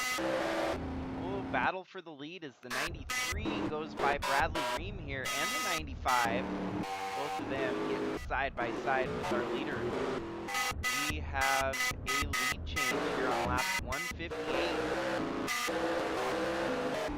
Alex Sanvital and Anheuser Wagner both blow by Bradley Ream.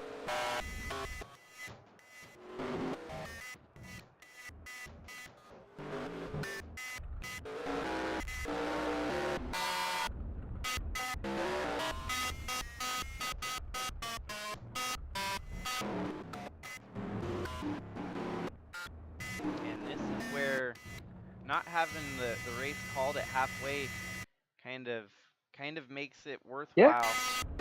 Yeah, it makes it worth it. You never know what can happen.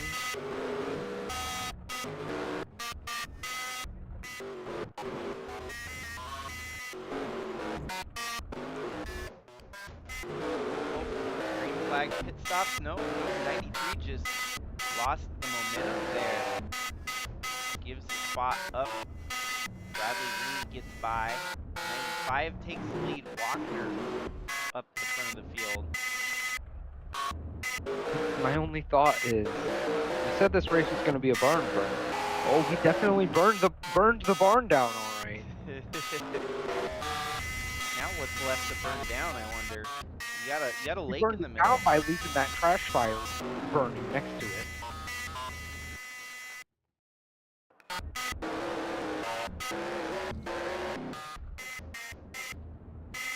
Part of me hopes the next race is an absolute actual barn burner. So then, you know, my analogy there actually works. Yeah. Where our dumpster fire of round 8, you know, burned our barn down for round 9.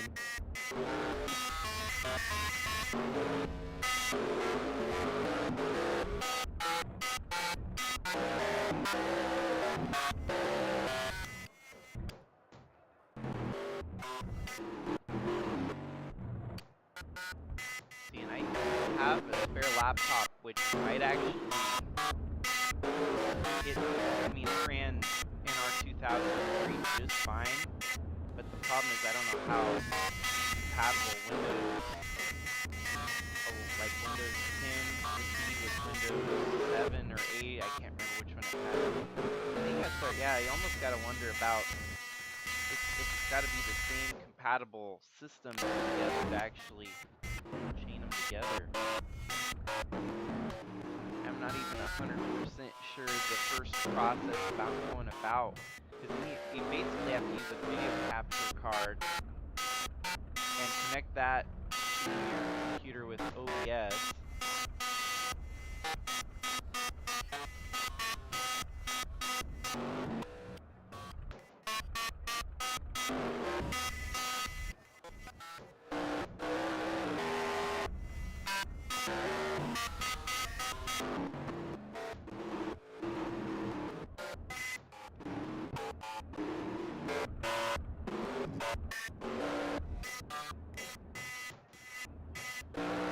Simple solution is just saving up my money, and next big purchase I'll make hopefully in the next year will be getting a proper, real good desktop.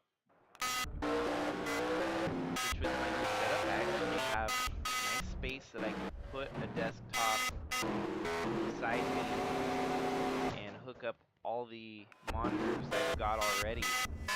I maybe only have to buy one extra monitor so I can have the third one there. Honestly, yeah. And usually, if you buy a PC from someplace, they're probably gonna sell you a decent they might sell you a decent monitor with it.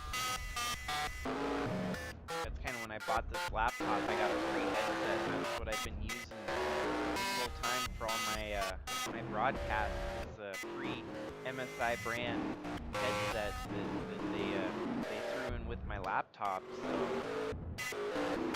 The only free thing I got with mine was a keyboard, and honestly, I hated the iBuyPower keyboard that they gave me with it. oh really?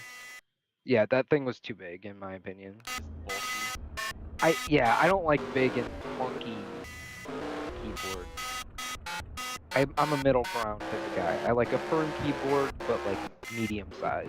Right. Just something that's durable. It doesn't have to be big or small, but durable.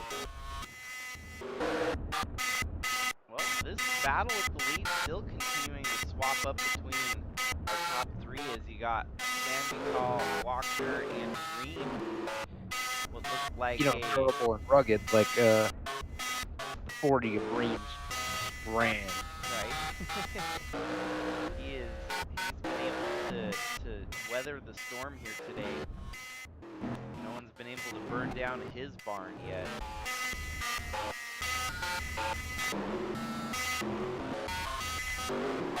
I don't know. We still got 80 laps left. I got a feeling we're still gonna see one more car in the tire barrier just yet. It could be three of our leaders here if they get to racing too hard. They might want to start minding their P's and Q's here towards the last link of the race. 93. We've seen that 93 truck make that mistake multiple times where they get way slow and then lose all the momentum they had.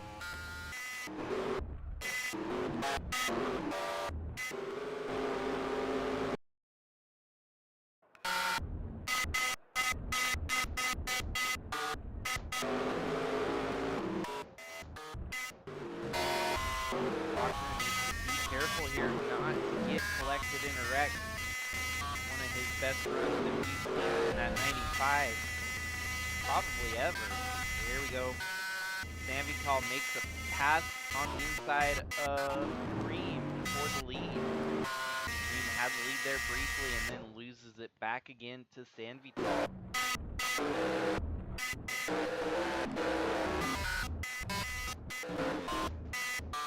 See, I think at the point here in the race, the one thing that gets lost in context is the championship battle. This race has been turned into anything but the championship battle.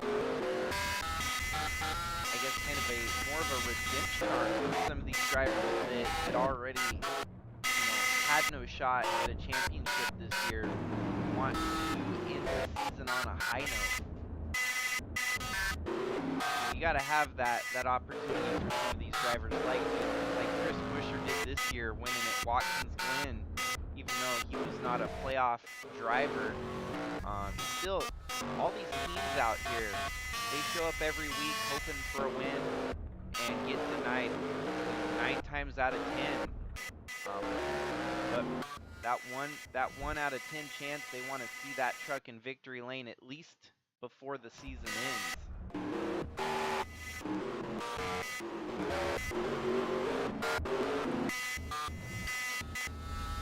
And that right here we've got is a battle between 3 drivers who've not yet won the season. Well, other than, I take that back. Sam Vital's got a couple wins on the season, so that's kind of the outlier here. A 93 truck has definitely tasted victory lane a couple times this year. But Bradley Ream and Anheuser Wagner, they're the two duking it out to get their first win of the season, and even for Wagner, first of his career. So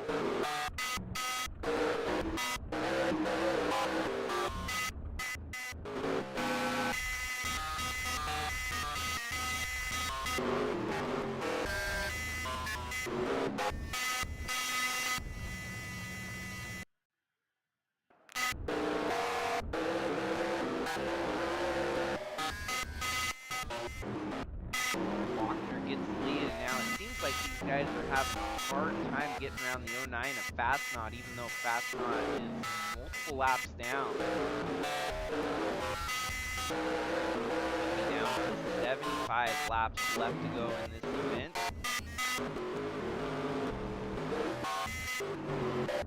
Your top 3 drivers kind of get sorted out here. And all goes around the outside as well as Bradley Ream now charges through. Oh boy, and look who's here to join the party at the front of the field. That is fourth position. You've got Chris Harvey and Trevor Walker up into the top 5, fighting for the overall win now. Hopefully Trevor Walker doesn't put in the wall racing too hard here, but with so many points up on the line, he could look for max points here today. Did you even see that one coming, James? No, I did not.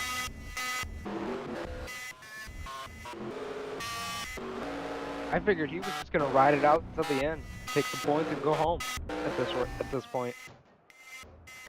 Yeah, I think there is a statement trying to be made here. We can see the championship on the line, and obviously, I think the restraints are off. He's kind of like, okay, so the worst I can finish here today is 12th. 12th is a great points day by many standards. Let's say probably about 100 laps ago, they were probably trying to play it safe, but now, you know, let him loose.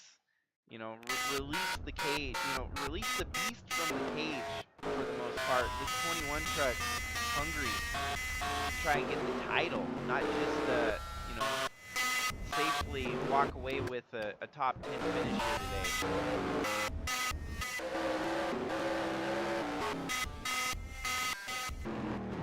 Looks like someone did hit that lap there, so green flag pit stop maybe?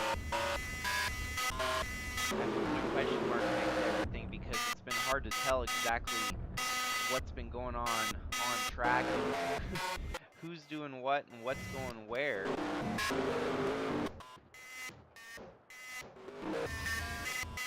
Oh, 3. The 09 gets shoved into the kitty litter there. He's able to make a slick recovery at least. The 09 a fast knot.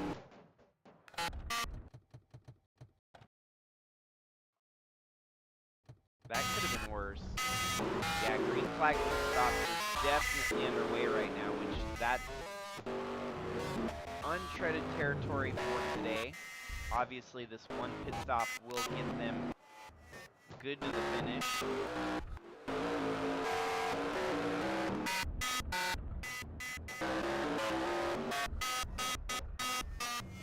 Wow, Trevor Walker staying out like he is. He's actually comparable laps for old tires like they have. Sanvital out front to a demanding lead now with all the kind of the herky-jerky from second on back. Put some of them further out of reach from the leader. There's Walkner in second, a good 6.5 seconds back.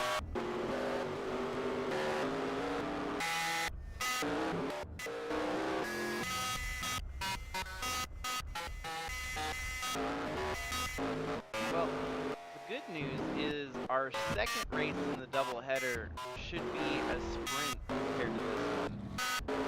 Where we at, Jacob? Tell them where we're at.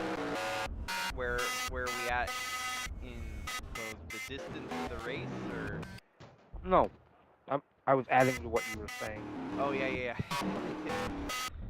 Yeah, it's at the 2-hour mark right now for this marathon at Mallory Park Raceway. Things have settled into a race at this point, as the first half was pretty much a demo derby.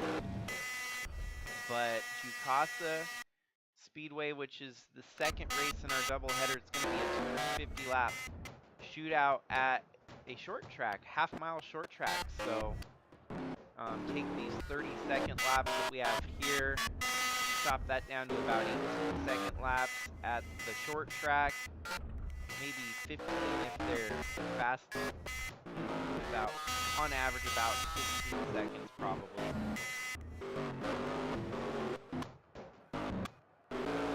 This race is getting towards the last running of the laps here tonight, today, this morning, this afternoon. You can say just about anything. I mean, if it's daytime here, it's nighttime somewhere else. So yeah, it's an ever fluid time of the day, I guess. We got some smoke up front.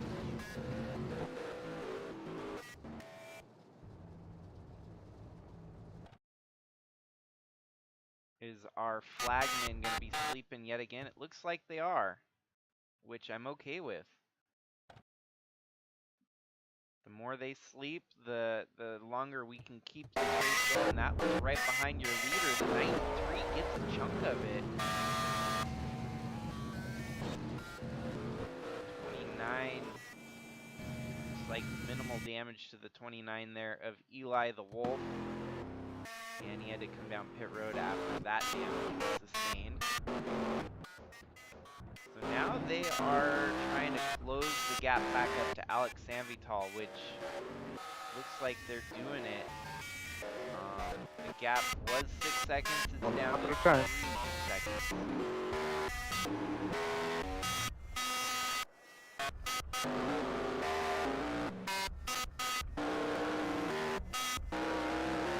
I hate to have the Tony Stewart approach at this point, but you almost wish you could add more laps till we had one car standing at this point. I don't think we're going to see any retirements from that wreck. We do have green flag pit stops still happening right now. 12 cars left racing. I think the 29 is going to continue on.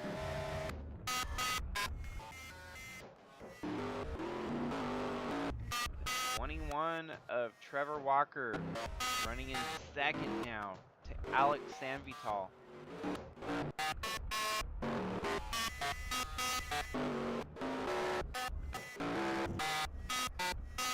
You want to know what my thought is right now, Jacob? What's that? I just had a really funny thought. When they tell us that there's no real, like, that there's not really a delay from, like, the track to the Charlotte Center. Okay. This is the delay. This is the delay. Yeah. Because I am trying to call it with you, but it's just a small enough delay that it's like, what am I gonna add? So my only thought is, yeah, this must be what it's like. This must be what it's actually like. If you don't have somebody feeding you the information, this is what it's like to be in the Charlotte Center. Well, and I thought it was crazy when they said that they wanted to, in 2025, try to force more broadcasts from a central studio. I think the CW, or maybe it was even like Yeah. Amazon Prime. Yeah. What's crazy is you and I are basically kind of doing that. Kind of. And there's no reason for it in real life when you've It's got a pain in the ass. yeah, you've got the facilities to do it from the light, live from the track where the people can call the action as it's happening. Well, I don't understand the thought process behind paying more people for more cameras. I understand it creates jobs, obviously, which is fantastic.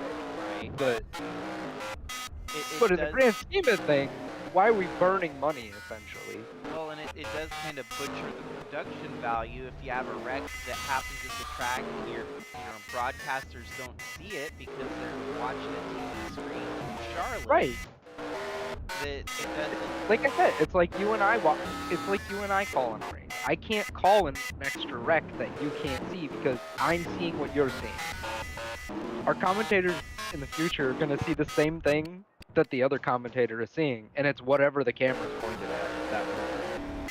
But I imagine there's going to be multiple screens connected to all the cameras, which will be great, which is good, but like, there's still going to be a slight delay. See, and I think it'd be cool if the coding was there. I mean, the coding is there, but it's just so old that if we could actually log into the same server at the same time and watch the race together. Well, and I think that's what's kind of funny and unique about our iRacing series. Is you can do that. I can set up a hosted lobby where it's only going to allow 2 people in, and the rest of it's set up for the AI, and it's just you and I in the hosted session, commentating the race. Like, that's cool. Yeah, it is. I mean, we can still do it on NR. It's just a right pain. That's the progression part of making iRacing the next step if we could.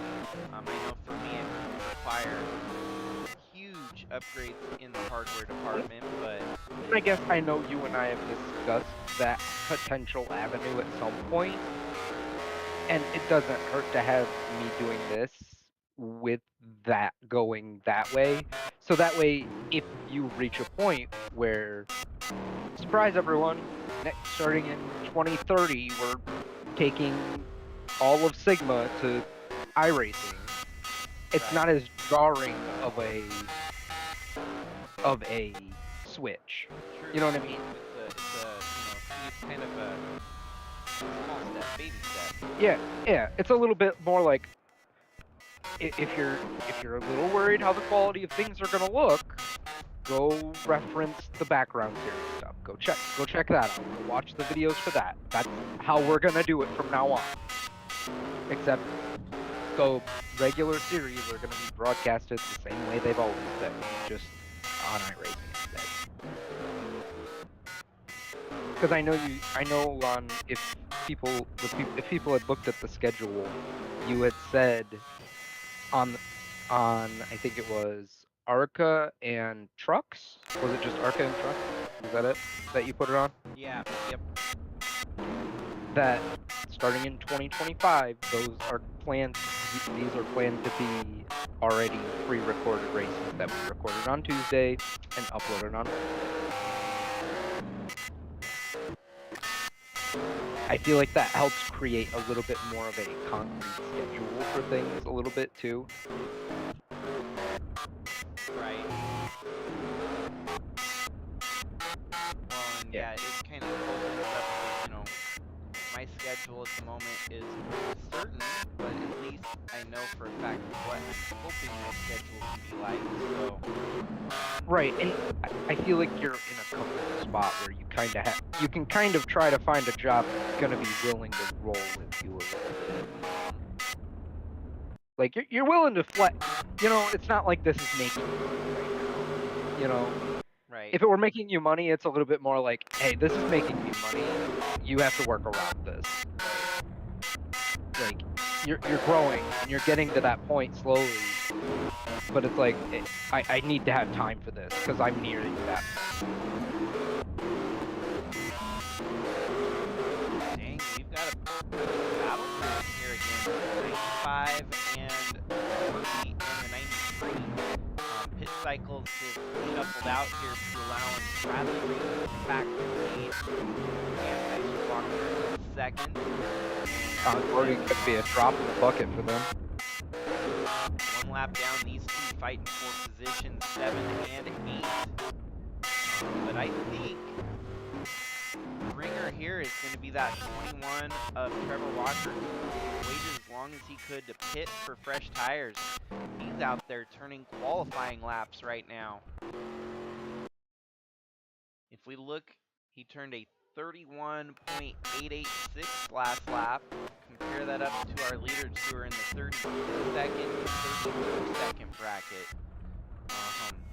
Other than Bradley Reed, who's turning 31.5 with dudes right now, it's going to be interesting to see just how far the 21 of Trevor Walker climbs here. 31.865, he actually lost some time in that lap. Noah Hobson up to third.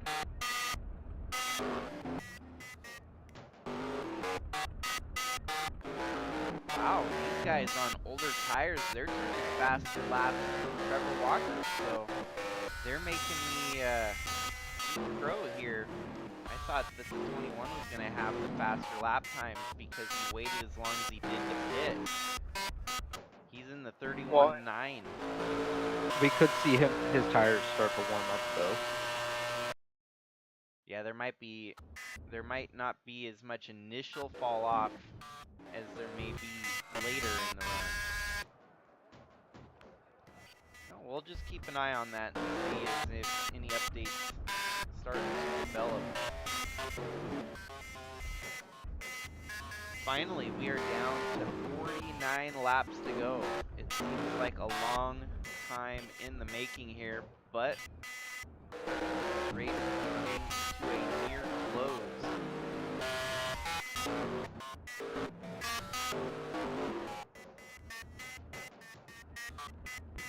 Well, this track, it'll require a little bit of testing if we want to keep it on the roster. I like the design. It's very unique. It's got character. That's what drew me to this track is And I feel like that's the nice thing about NR is compared to iRacing, of course, is we can bust open the code here compared to iRacing. There's nothing I can do to adjust things. Like, for example, like we were talking about earlier, I was running Bristol, and it was a disaster. I already know, and I already took it off the schedule that I sent you from before. Bristol's not happening. There's no thing I can do to fix it where they're not gonna drive like that. Whereas here on NR, we can crack open the code and go, okay, well, what's XYZ doing, so we can try to adjust that so it's not doing that anymore. In my initial investigation, I think a lot of it has come down to mechanics and acceleration. These drivers are driving in a little too hot into the turns. If you tweak that... The funny thing is, most tracks, that's the problem. A lot of places, that's the problem. That strength percentage that you set at the start of the race, it's so big. It's a lot. And the funny thing is, even if you leave it the same way, you could rerun this race and nobody wrecks out. Right. It's like random. That's the crazy thing about NR, is that it's super random like that. Well, that's where it's funny because I've done some tests before, and then the race contradicts all those tests I've done, so I've kind of at the point where sometimes I don't do testing, but even though there's occasions where I do testing, it's just, yeah, it's one of those things where, yeah, it's a catch-22 where it's like, if you test, it's going to show you that, haha, you're a genius, this track's going to look perfect. But if you don't test it, roll the dice, the chances are NR's probably might fight you and be like, no, this track is really weird. We didn't like it at all. Enjoy a race where everybody wrecks out. I'm just amazed that even though most of the field is all wrecked out, that we still have a battle for the lead in the final 44 laps here. Whoa, whoa, whoa, whoa, no! There we have a late race caution, and that is going to bring some different names into the fixes. That's a hard break for the 15. They were all fighting for position. That's fourth place. But you can see the tires are inside of his cockpit. Bam! There's there's no driver in that seat, just tires. Heartbreak for I Noah don't even Hobson. understand what happened. So it looks Okay. Oh, just barely clips his quarter panel and it sends him down in there. Yeah, full speed into the tire barrier. That's...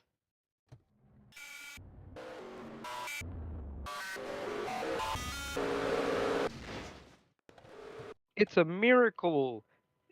He got checked out at the infield care center, and he is perfectly fine. He's ready to run round 9 next. Just fine. Yep, he just got clipped there.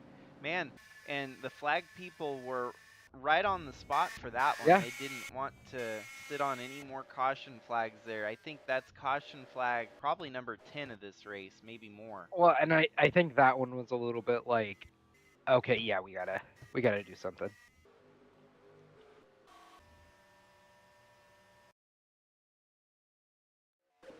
No, I think this is a great wreck to bring back up the system we're bringing in next year, which is that injury system. And it's gonna be interesting because some wrecks like that might actually, raise a flag as to if they will return the next week or not. Right. Well, and it makes these doubleheaders a little more interesting. Yeah, no, exactly, because then you might be sitting on, missing a race and missing out on precious points within, back-to-back races, which is brutal for the most part. Yeah, I don't think since we've started talking about it, we've been in a doubleheader situation and found a wreck that was worthy of being like, this is the example. This is what we're talking about. This is the type of wreck that we're talking about. That if this happens, there's kind of like if you're sitting here by yourself, nobody blames you for making a knee-jerk decision on the injury policy and going, yeah, he's not gonna be feeling good for the next round. You know what I mean? Right. Well, and I think this also needs to consider some immunity to a degree, because like this race here today, Yeah, is just absurd. So going forward, if we have any more races like this one, we might these actually races will say, be. I yep, feel like races like this are exempt because we'd have so many. There's not enough time for us post race to go through and find everything. Furthermore, everything we would find is nasty and ugly. yes. And so yeah, so there's some, I mean, obviously we can say that this race was I mean, exercised as a safety test. We figured out what not to do at a racetrack, basically. yeah, like how many cars have we seen go flipping already this race? 4? Yeah, more than that, Like, maybe even. that's a really unhealthy amount of cars to be flipping in one race for us to be going, what's an injury here? We just had the weirdest restart there. I think the outside line or inside line just did not get going. And I so I think, yeah, I don't know what happened there, but Turned into a single just like file that, restart. I'll say it. Trevor Walker up to second, and Tom Tom Cording up to to fourth. fourth. In before they wreck each other out, and we're down to 7 cars or 4 cars.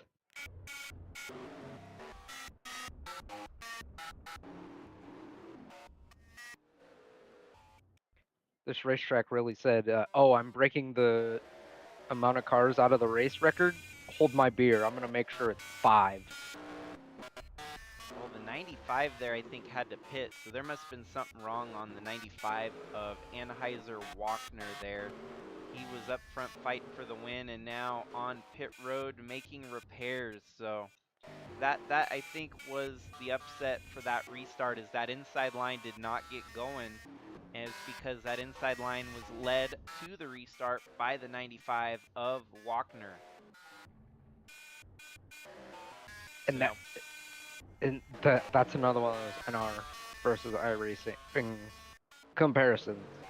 You don't have a button in which you see that happen, and you can call a caution. Even if you did call a caution, NR would probably goof somehow. Because that's the fair thing to do, is call the caution right there and let them reline it up. But it's going to goof it, and they're probably just going to keep racing past the pace car anyways. Whereas with iRacing, I have a button keyed up for all the different black flags and wave arounds and all that, and I have a button for cautions. If we come to a like when I was testing Wilkesboro a little bit ago, I just restarted the race because I goofed it. I tried to wave around some lap cars, and it didn't want to for some reason, and it just completely goofed the whole thing. So I reset the race and I let it rerun.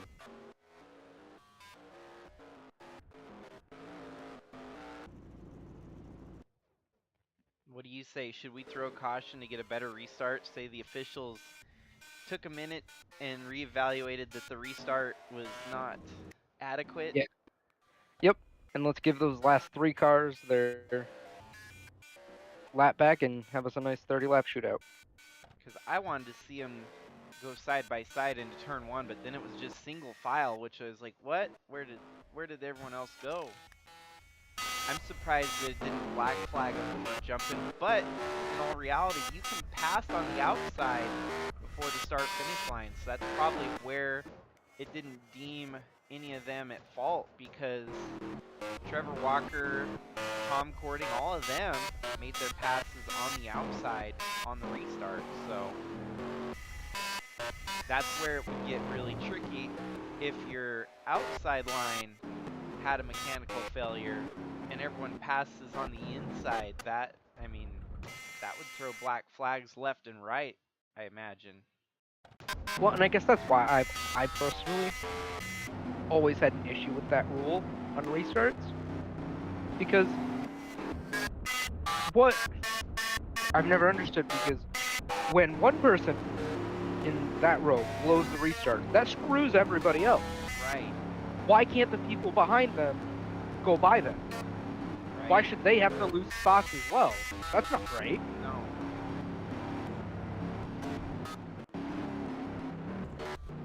And I think anymore you see a lot of those, they're all, it's like a play-by-play basis. You don't really, you know, it depends. It's like, did they spin their tires? They'll deem it, oh yeah, they spun their tires, this driver ain't at fault.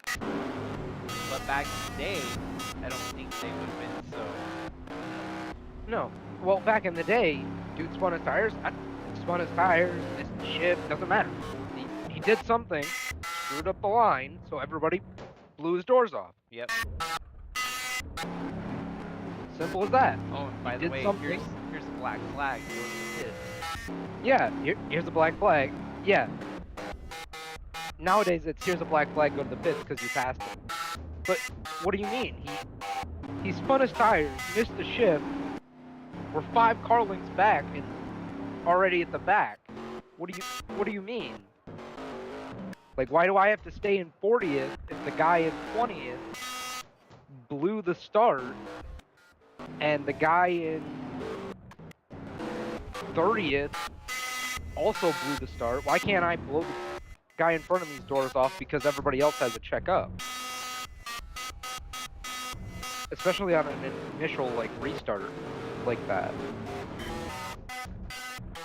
Okay, I think we're gonna have 10 trucks on the lead lap here if I can get one final.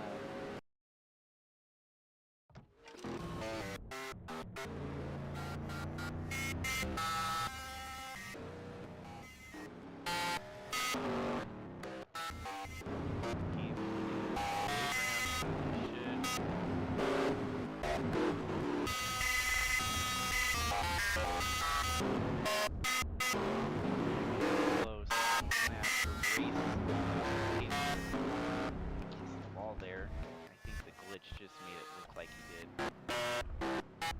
Back to one lap down for the 24 of Tyler Sestre. Lights are off on the pace truck. They should double up. And the crazy part is Trevor Walker is going to be on the inside front row for what could very likely be the final restart of the race here today. Through the trials and tribulation of the broadcast, we are struggling along in the frame rate segments here, but we do have a 30-lap shootout potentially for the finish here. There we go, doubled up. Looks like the 21 on the outside instead of the inside. 2x2. Our top 9 they're all in it for the win here. There's still very likely any chance that all 9 of them could get the win here today. And I want to point out we're perfect on the restart. We're on lap 220, getting ready to take 221. So 30-lap shootout. Here we go. Oh, Bradley Ream gets sideways there. You saw that, I'm sure, and it's getting frantic for the front position as they're trying to slice and dice their way up to the front. Trevor Walker just trying to hold on to a solid finish position as everyone else is fighting for his position. They want to take that spot and fight for the win.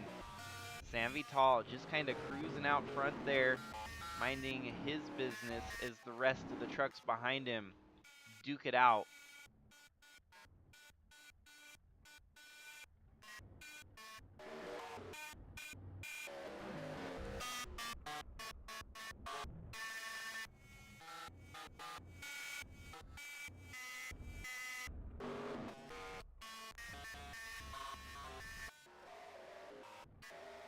You gotta imagine Trevor Walker's thinking, one more spot, just one more.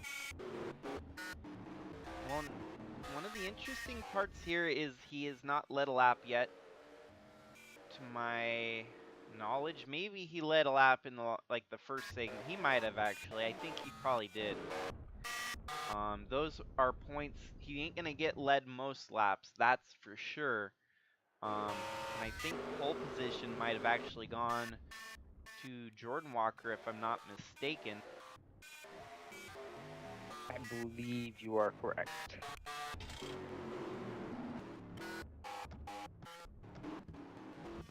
Yep, Jordan Walker with the pole. So those are all points working against Trevor Walker at the moment.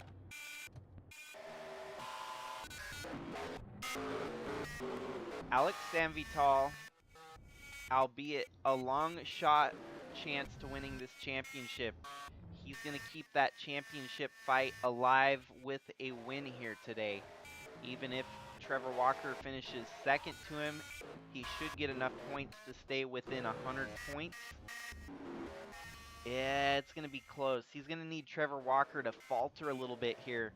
I think he's going to need Trevor to finish about 10th or 11th in order to keep that championship opportunity within his wheelhouse here.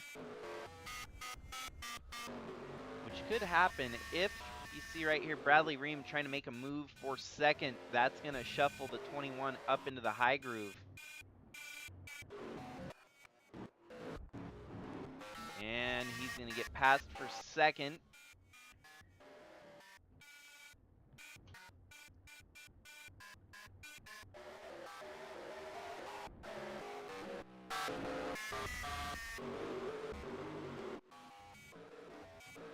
Well, not so fast as the 21 fights back on the outside. This is allowing Alex Sanvital to just cruise away with that overall lead at the moment. If I remember right, you did say it. Sam Vital is still looking for that first win. I was mistaken. He has actually gotten a couple wins this season. So I was getting too hyped up. Sometimes it happens and you make a minor mistake here and there. That is unfortunately false news from Jacob that Sam Vital is a couple wins this season actually. It's what earned him a spot in the playoffs, basically, in the chase here. Oh, I think I do remember his win though. Now that you say that, I think he snuck that win over Tom, didn't he? Yeah, I want to say there's at least one that he did that. Or was I'm trying to remember if he was on the side with Tim or Tom. This is going to get interesting here as Trevor Walker defending his position, but the 95 is coming back, even though we already saw that 95 had to pit. And he fell a lap down, gets the wave round under the last caution here, and he's fighting for second.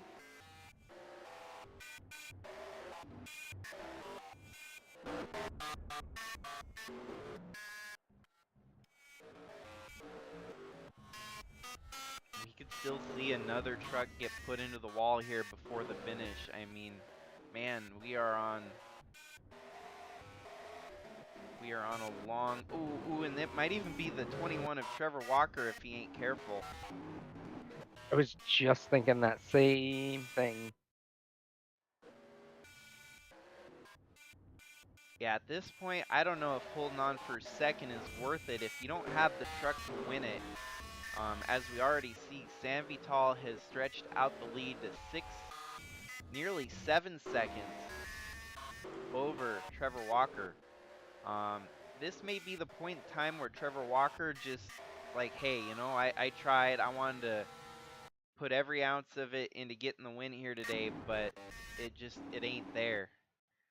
He lost another second down to 7.8 the deficit. So yeah, if anything, he should let this 40 truck by and collect his winnings while he still can. I don't know if that's necessarily the Walker way. I think right here, if he finishes second, though, he's going to eliminate your race leader. Oh, he gets way out of... You know, maybe he just did. He might have just took the moment to say, you know what, Or maybe there's a mechanical failure. That didn't seem very... Ooh, it's a fuel system. Oh, that's huge. Yeah, if we have another retirement here, he could fall back to 11th. Actually, he's probably going to fall back to 11th. They might get the fuel system fixed. It shows 75% damage to the fuel system, so I don't know how Oh, fixable that is. I think he's done. We might see Trevor Walker. Yeah, he's gonna lose quite a bit of spots here. So, going from second, and honestly, that, I mean, I it's think not... a lot. I think Tim and Trevor Vaden and Jordan Walker all just breathed a very, very heavy sigh of relief. Because a second, a third, a win even, and they are hurting to even try to get ahead of him for the championship. Let me take a quick gander, because I know So, for example, let's just put into perspective here. When he finished 12th earlier this year at Mars Super Speedway, he got 28 points. Well, compare that up to a second where he didn't lead very many laps, he got 44 points. He is going to return. He is a lap down now. A 10th might be worth about 32 points, I would wager. So 279, he would be looking at about 305 points. That's still 50 points is still about the bubble between Tim Cording and Jordan Walker to Trevor Walker at that point. But at least it's not a second place or a win or even third. Which would have for put those it guys. over 50 points. A 50-point plus lead for Trevor Walker, which would have been one race lead with 2 races to go, making it that much harder for anyone else. So yeah, no, it's going to help a lot.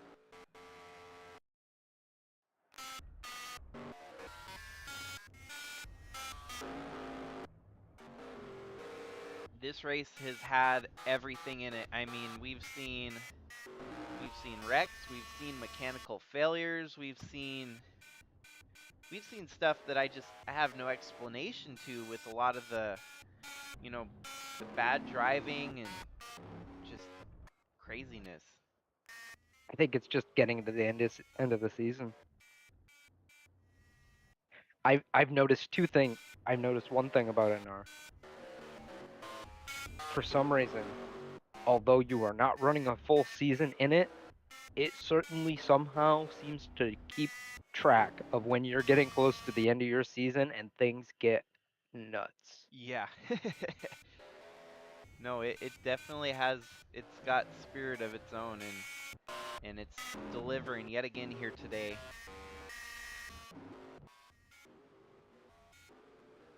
Well, Trevor Walker is not going to add another retirement to already record-setting low finishing drivers here today. Kind of neat how I can put up the standing monitor and show us the top 10, and that's really all that matters, is top 10 of the 11 drivers left running. 10 laps left to go. Do we have anybody further back than Trevor Walker still rolling, or no? The 09 of Fastnot, who's 7 laps down now, right there behind your leader.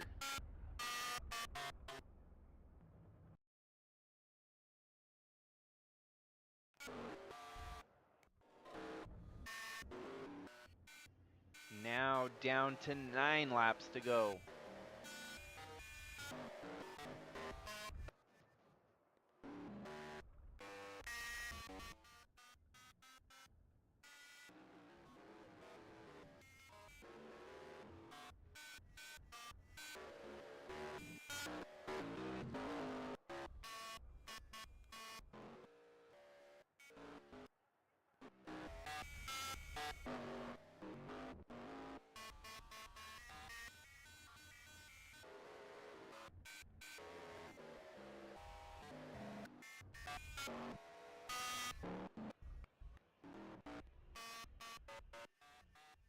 Yep, that was crazy. Trevor Walker had a shot at getting the win here today, but I think just drove it a little too hard, forcing a mechanical failure on that truck after a long, grueling day around this mile-long track.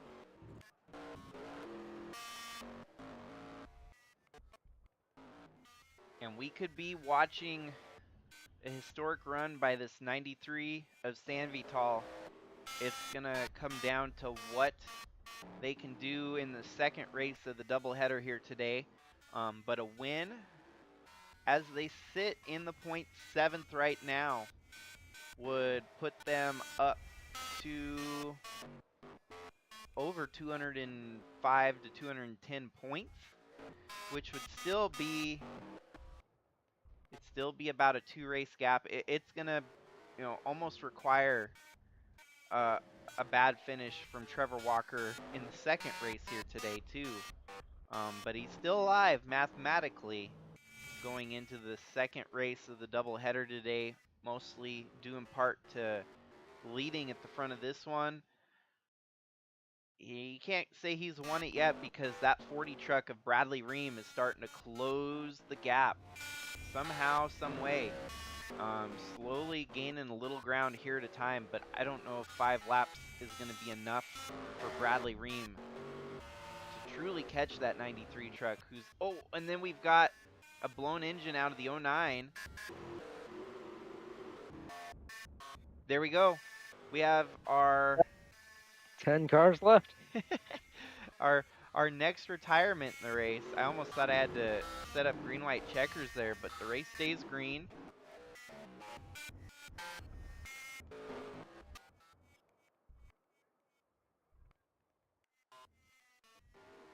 Sigma officials could be inspecting the track for oil. But we're not going to throw no caution because we're going to let this race run to completion here. Bradley Ream has got kind of a long road ahead to catch that 93. 95 right there behind Ream. Solidly running in third there. Then you've got James Gunner, Brandon Butler, Chris Harvey, Tom Courting with the top 10. Everyone that's left running is guaranteed a top 10 here today. That's crazy to say. Even if they wreck out, oh well, they're finishing 10th. I don't know. This kind of race is kind of why I have the figure 8 for Irwindale for the modified. Like I've run a few races with different cars at it, and they do a pretty good job of avoiding each other. But I mean, it's figure 8. Once you get rolling, things happen. Right. So I figured that's gonna probably be a timed race, and whatever happens, happens. I'm gonna disable cautions, and whatever happens, happens with it. Like, that'll be the fun race for the season. Like, it'll be worth points. Everybody's in the show. Like, but I feel like every once in a while you need a race that it's official, but it's a little more laid back. Everybody's a little bit more like, whatever happens here, happens here. Well, and it's crazy how we go from one of the most, it was last week's race, it's been 3 weeks, 2 weeks now, since the Music Fest Grand Prix, it was just a good old-fashioned, it was a race. And then we go from something of such high caliber to something like this. It's just kind of, lackadaisical. Lackadaisical? Yeah, I get what you mean. Where it's just like there's too much. Like there was too much. Like if we had a few, like one at the start, and that had taken out like 3-4 cars, and then one at the end here that took out another 3-4 cars, then it might be a little bit more exciting. But we have 10 cars left running in a 250 lap race where we had already broken the record at like before we even made it to halfway. Right. Well, there you have it. Alex Sanvital closes the deal here today. Right on the edge of putting Trevor Walker a third lap down. Keeps him from going 3 laps down, though. And Bradley Ream comes home second. Anheuser-Wagner third.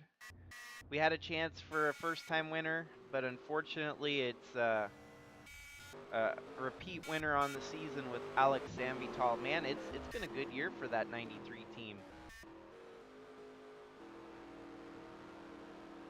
Are his plans confirmed for the next season? At least in the 93, but I don't think there's anything suggesting that he wouldn't accept any other offers. That's for sure. I mean, we got 2 races left. We got 2 races left in the season and a whole, like, 2 months of silly season to work with. So. Man, I feel like we Only almost time need will tell. We almost need an in memoriam for the finish of this race of all the drivers that did not make it to the finish. In the arms of... Sorry, I don't want to get us copyright stricken. I'll stop there.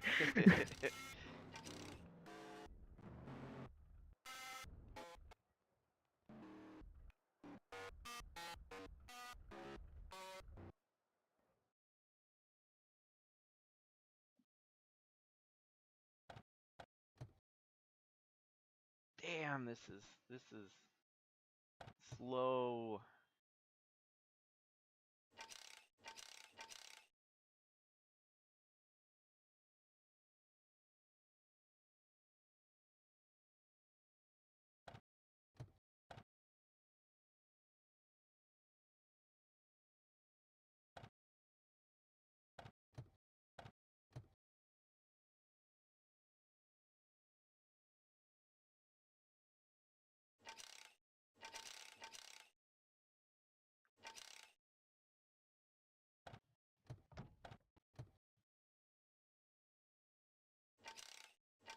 Okay.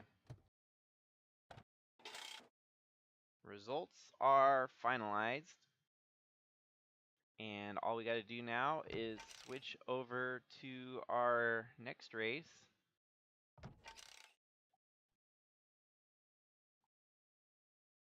I think it's daylight savings time this week. Am I correct? You are correct. But So, on that note, while you were switching it up, I'm gonna make an exit, my friend. okay. Well, it might help the stream Yeah, buffer a little better. hopefully we'll help the quality. I'll be in the chat hanging out, but I Well, got some stuff I gotta do, so thanks for this was hopping in on fun. that one. Yeah, and if you're free this evening, I wouldn't mind hopping back in and chatting with you a bit. Okay. But but I will catch y'all later and enjoy the next race. Thanks, James. Later, Jake. Later.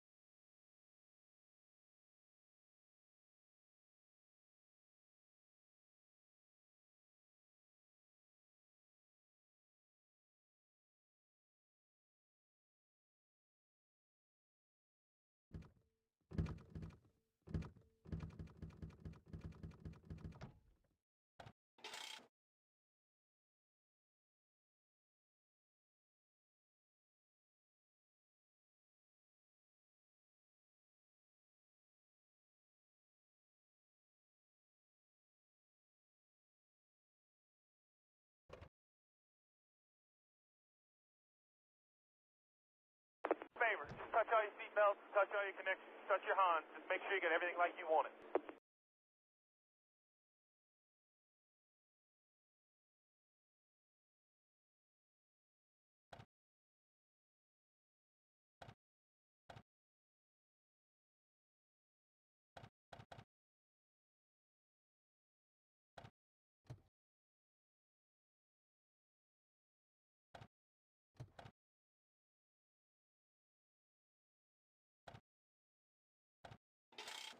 Favor, touch all your connections, touch your Hans. Just make sure you get everything like you want it.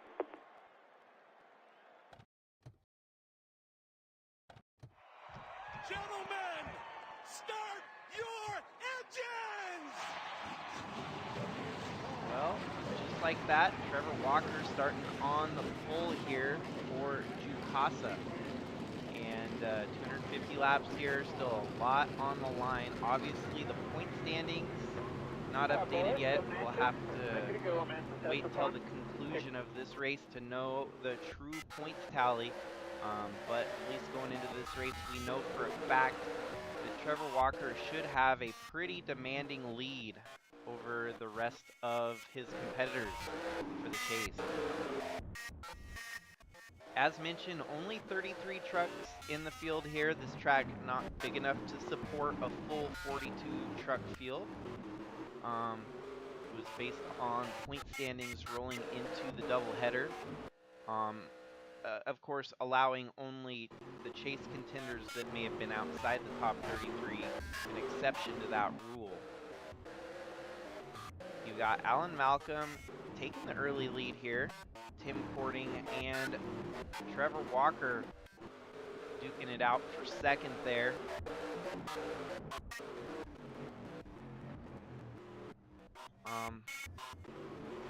One thing that we might find out here by the conclusion of this race is we might find out Trevor Walker is your 2024 USA Trucks champion, meaning that Ricky Raceway could just become a victory lap for the 21 team. I guarantee you that 90 truck does not want that to happen, though. You saw Tim Cording give him a bit of a bump on his right rear quarter panel there. Tim having to deal with both the Walker brothers as Trevor in front, now Jordan Walker alongside of him.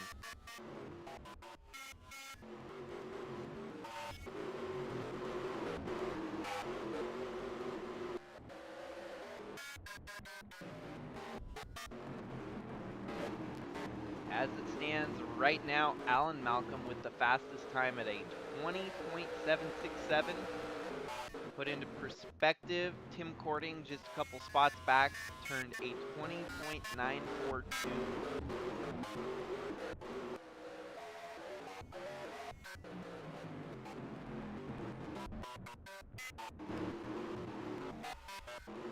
Jordan Walker gets by finally. His past lap was a 20.804. But hold the press. The number 21 just turned the fastest lap at a 20.542. So Trevor Walker, your current points leader, sets the fastest lap and is now hunting down his teammate. He just knocked it down another sliver there, 20.493 from Trevor Walker.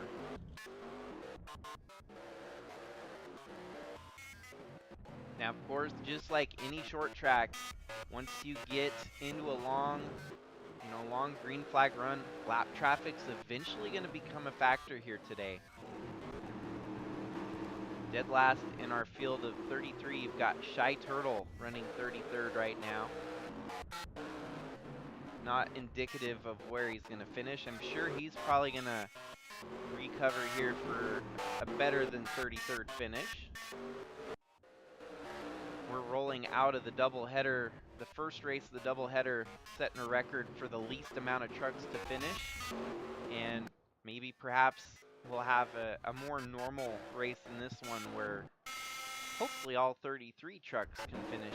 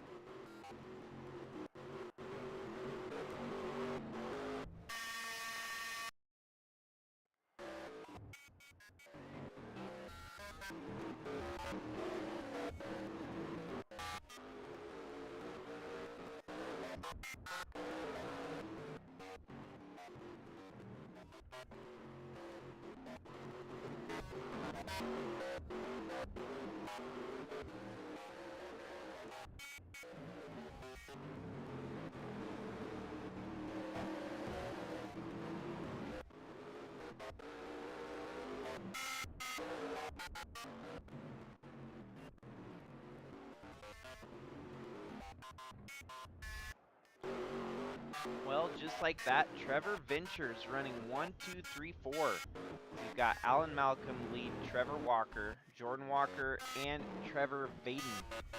Fastest lap currently belongs to Brian DeBlanc, who's up to 5th. Turns a 20.399. DeBlanc had fast lap in the last race here today. Somehow finding some extra speed in that Volkswagen, but is he going to be able to convert it over to a good finish this time?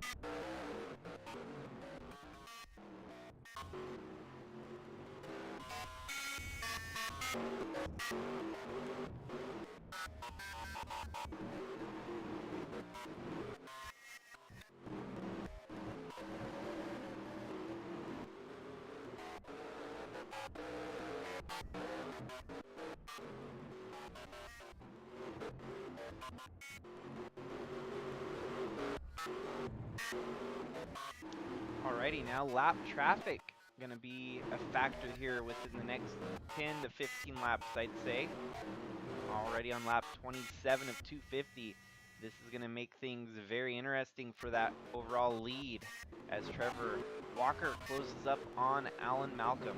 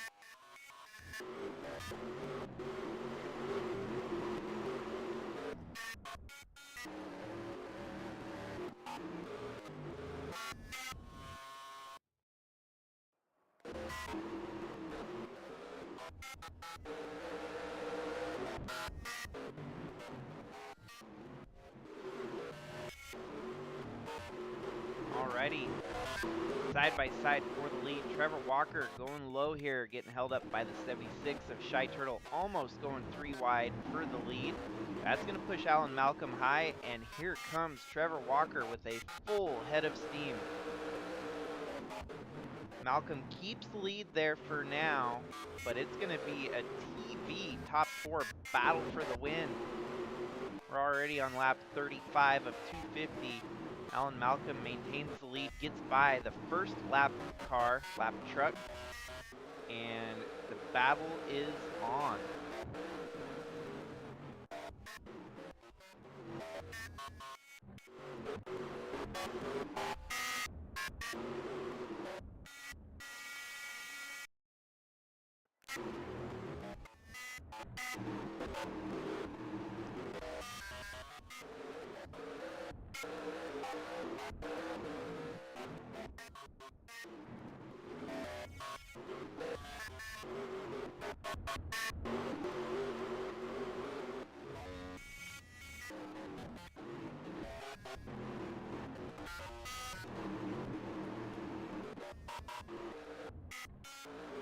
Here we go, side by side for the lead again. It's an edge that gives Alan Malcolm a bump back to second. Trevor Walker taking the lead here briefly.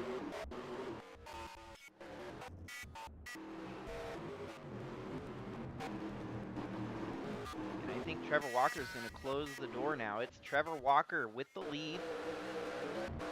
This could potentially secure points needed en route to a championship tie-up here. We'll have to see how the rest of this race goes. Already 40 laps down, 210 laps to go. This race, the second race of the doubleheader, is going to be a quick one.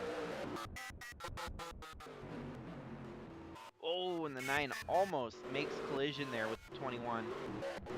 They keep it going straight, avoid any wrecks, but you've got teammates duking it out for the overall win here, and you know, no holds barred. These guys are fighting for everything they can get to win the championship.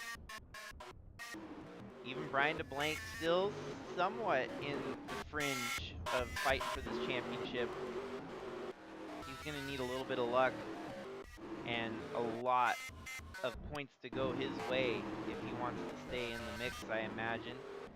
And he's going to work his way up to third as he's 3 wide with Alan Malcolm, Ralph Oberstadt, and they make it through safely there where we had a slight buffer lag. This race is heating up for the front of the field.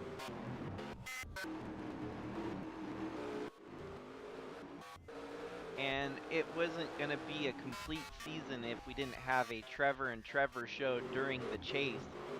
Looks like we might have Trevor versus Trevor, I don't know, maybe like part 10, part 15. These guys have been head-to-head so many times this year, it's crazy, and it's going to be even in the chase here where we're seeing them duke it out head-to-head.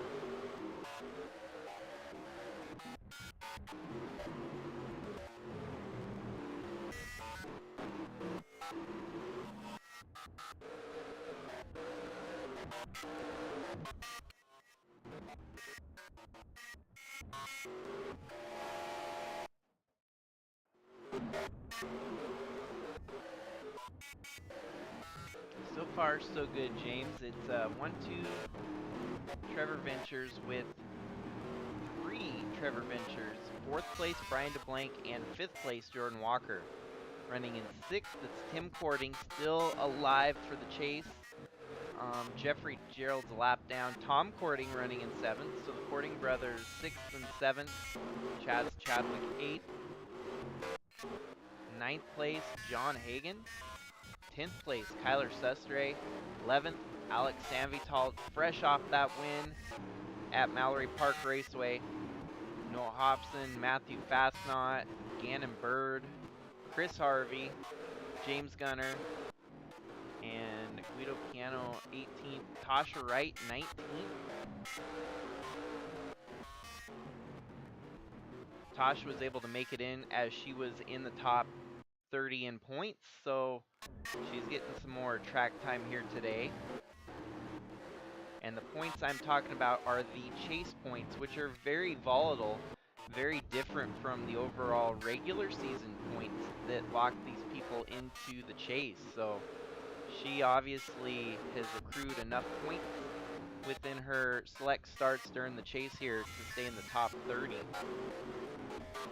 There's a fight for the lead as you've got Trevor Walker, Trevor Vaden now passing him on the outside. It's the Trevor and Trevor show, and they are duking it out. Trevor Vaden edges him at the line there. It's going to give him the lead here briefly. Is he going to be able to close the window? Not so quickly as Trevor Walker keeps it on the inside there.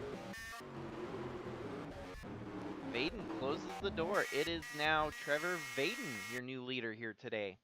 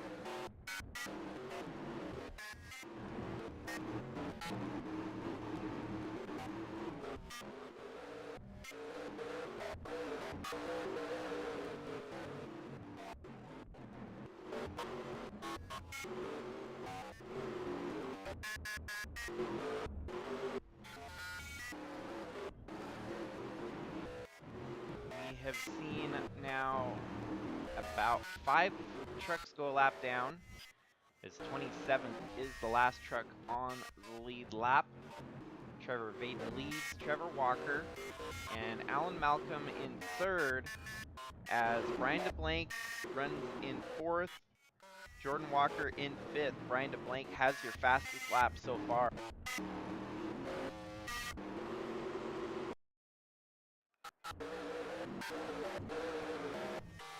Now, I don't know if we're going to see pit stops or not. The game itself suggests that the stretch is about 155 laps here, so we might see at least one pit stop in the span of this race, which that'll shake things up certainly.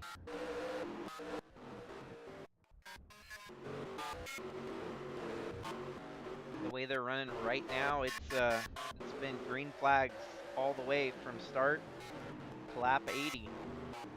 Lead has changed hand about 3 times now between Trevor Walker, Trevor Vaden, and Alan Malcolm, your 3 leaders in the short stint that we've seen so far.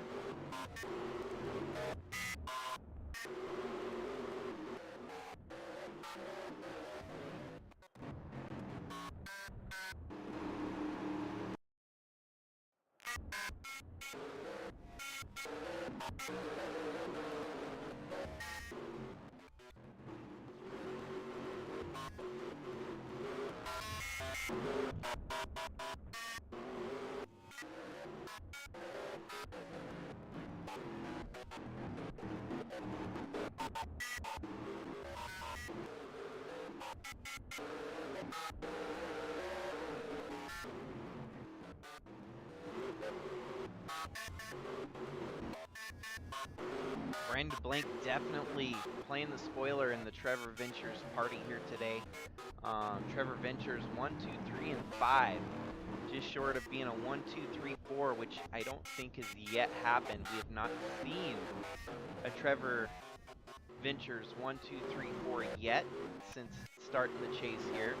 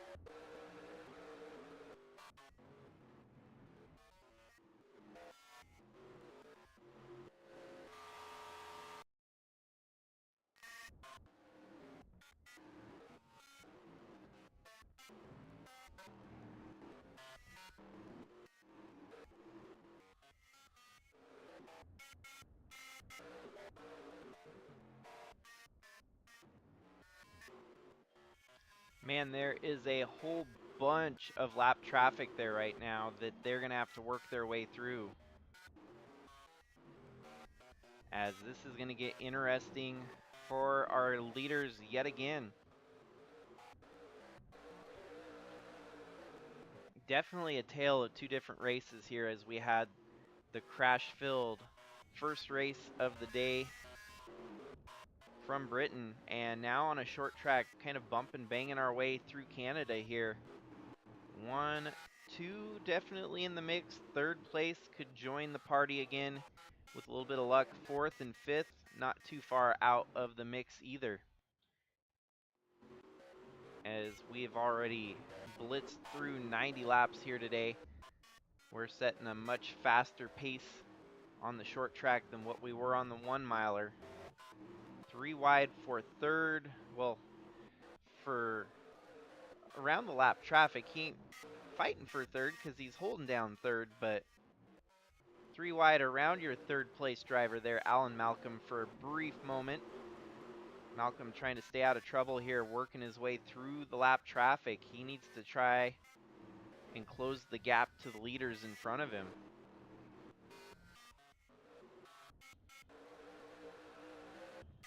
And this is really kind of reaching a crescendo for the finish of the season. That, I mean, this is all kind of going to plan for the Trevor Ventures camp, that they've won so many races this season, and all they got to do is close out the deal.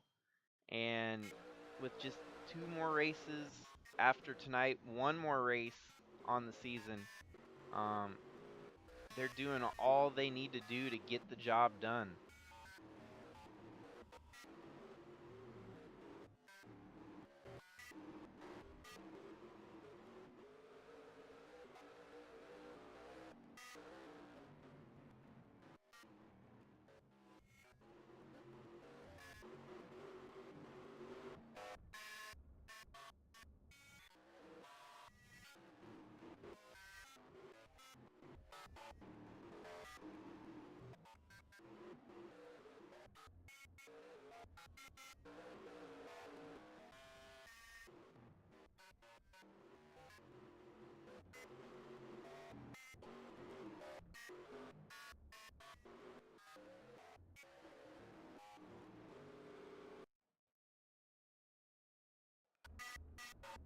Oh, there we go. Side by side for the lead, as you've got Trevor Walker and Trevor Vaden. Bossman Walker there alongside of him. We're on lap 96 right now. We're closing up towards that window of 155 5 laps left. Could we see people make the undercut if the pit strategies are accurate? Obviously, in NR2003, we have not yet seen where those pit windows are truly 100% guaranteed.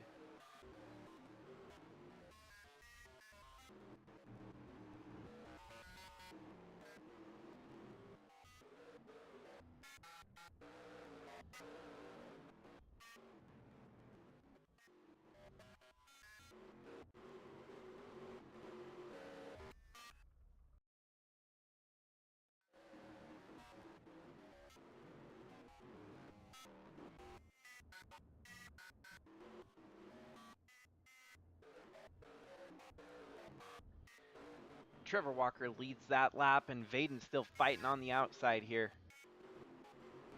Alan Malcolm not too far behind, but still a lap truck in between the two groups there.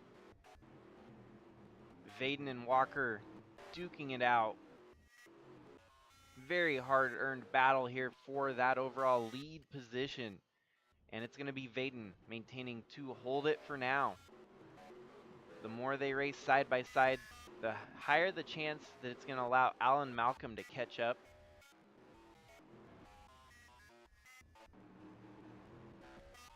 Still very much a chance that we can see all 4 of the Trevor Ventures camp finish 1, 2, 3, 4 in the title.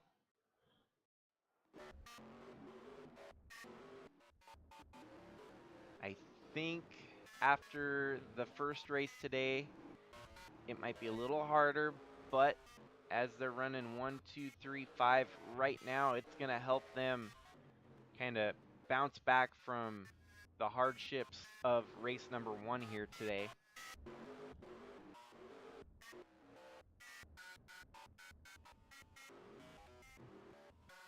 You still got Tim and Tom running 6th and 7th, Chaz Chadwick in 8th, John Hagan in 9th, and rounding out your top 10, the 93 of Alex Sanvital, who kind of pushed it to a game 7 for him. He's going to need almost all of Trevor Ventures to DNF here today if he wants a shot next week at the title. And it's starting to look a lot less likely for that scenario to pan out for him. May very well just be fighting for a top 5 in the points by the end of tonight.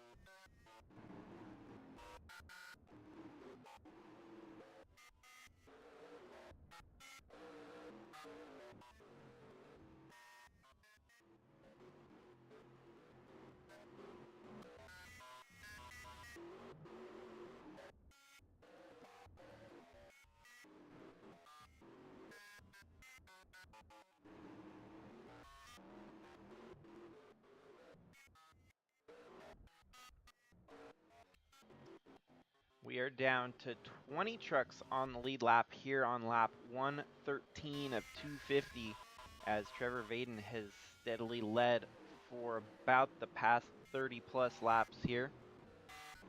Vaden starting to stretch out his lead on current team owner Trevor Walker. Running in third, it is Alan Malcolm. And already up to fourth now, it's Trevor's brother, Jordan Walker. So it's a TV 1, 2, 3, 4 right before halfway here.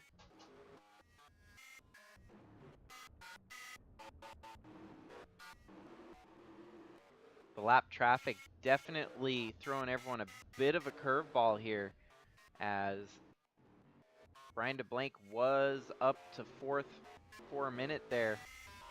But Jordan Walker was able to use lap traffic to his advantage to get by Brian DeBlank. I think the one thing that is not going to be settled here tonight is for certain which Trevor Ventures truck is going to be fighting for the overall championship. The way it's probably going to be playing out here is you might have at least 3 of the 4 in the title hunt for the championship next week.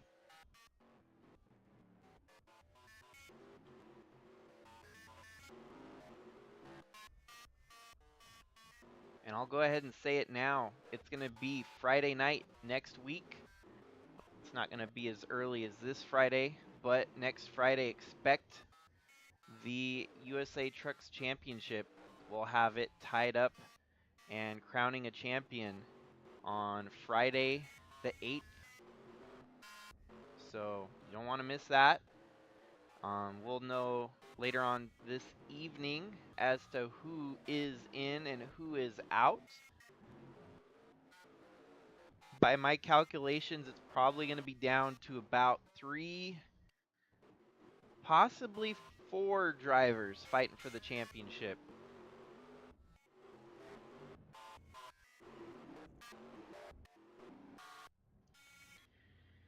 I think TV's definitely going to be on board with whatever results come tonight, with all 4 of their drivers in the top 4.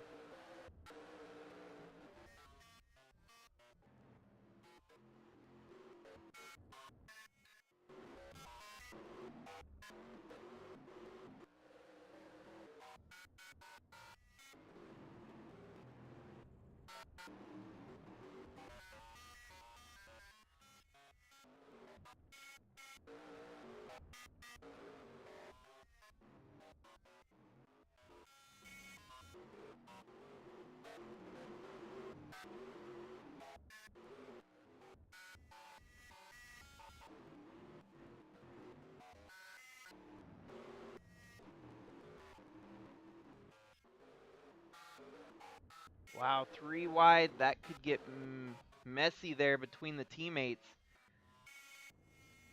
Alan Malcolm and Jordan Walker.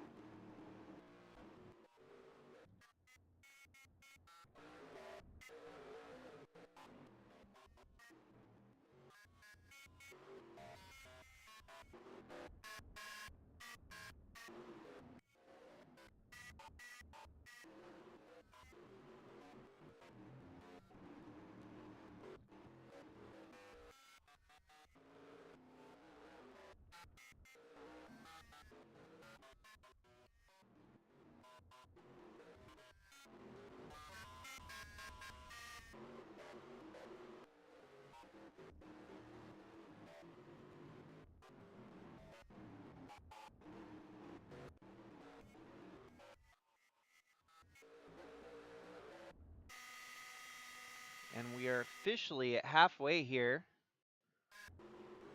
as it's still a TV 1, 2, 3, 4, but now it's Jordan Walker up to third, Alan Malcolm back to fourth, Trevor Walker and Vaden still duking it out for the overall lead, as they are now trying to put Tasha Wright a lap down here in 20th place.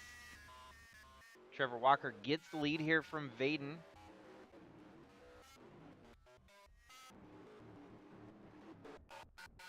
And I think we might have another lead swap here, as Walker gets in front of the 20. 20 still fighting. Very stout on the outside there.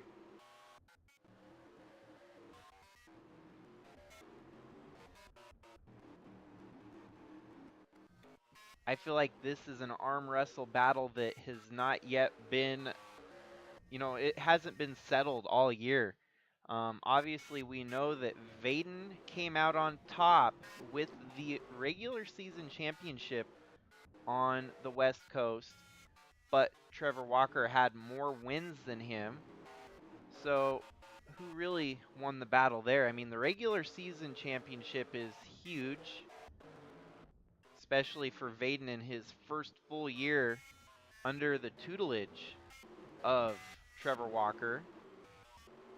But outwinning him, I mean, the wins are kind of where it's at. Regular season championship doesn't equate to a whole lot more than kind of a points buffer here in the chase. In order to win the championship, you must win the races. And so, yeah,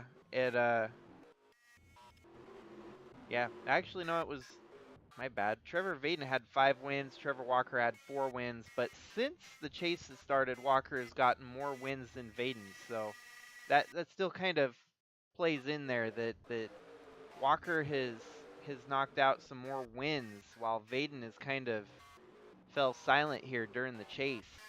A lot on the line, obviously the championship up for grabs, and it's going to come down to who can win the races to win the championship. There we go, Vaden with a hard push on the inside, gets side by side with his team owner again here. They were able to put Tasha a lap down. Now dealing with some more lap traffic, the 16 of Jeffrey Gerald.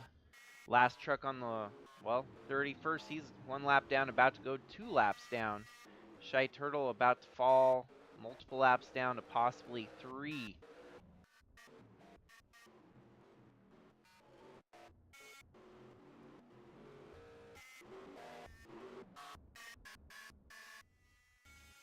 We have not seen any cautions yet in this race. It's gone caution-free since lap 1. Lead change has happened at least 4 or 5 times now between 3 of the 4 Trevor Ventures teammates. Walker leads over Vaden. It's Trevor versus Trevor. This saga pretty much has an infinite timeline by my guesstimate, that these two are going to be duking it out as long as they're teammates. It's going to be the Trevor and Trevor show. 20 and 21 go hand in hand with the USA trucks.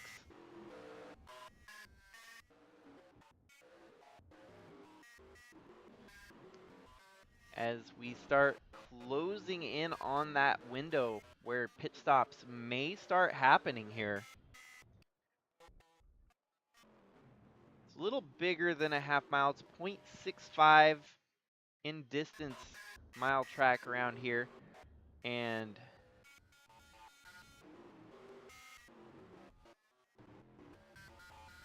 obviously lap times running about 20 to 23 seconds in pretty quick laps here.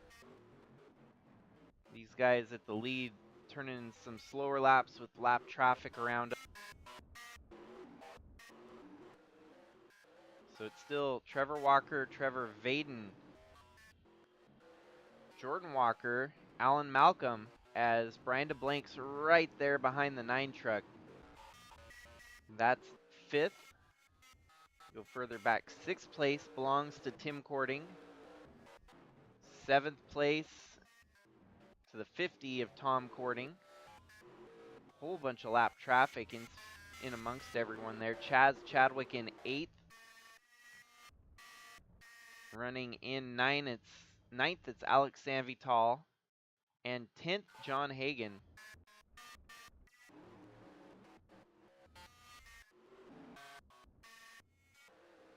But your leaders have pretty much put all the way down to 19th, 1 lap down. 18 trucks left on the lead lap with 109 laps to go.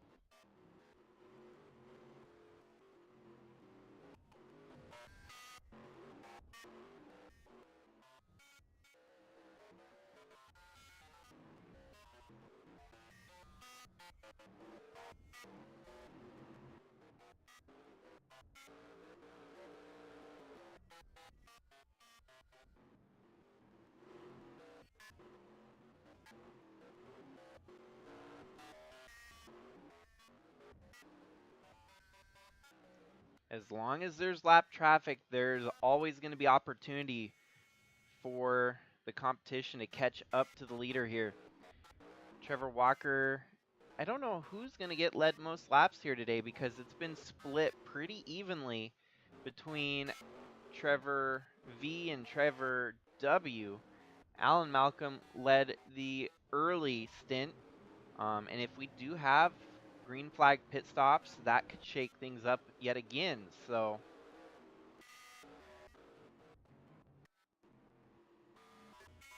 the window, based on NR2003's guesstimate, would be lap 155. And we're 11 laps shy from seeing that window open up. We might even start seeing people pull down pit road within the next handful of laps here. Or we might not. You never know, because that guesstimate may be far off the correct line of fuel mileage, that these guys might actually be able to go 200 laps, or heck, even 250 laps without pitting. So just got to stay tuned. That's the fun part about it. The only way I would know this is if we tested it on every track, find the green flag window, because the game is not very transparent with fuel mileage numbers and how that all pans out. So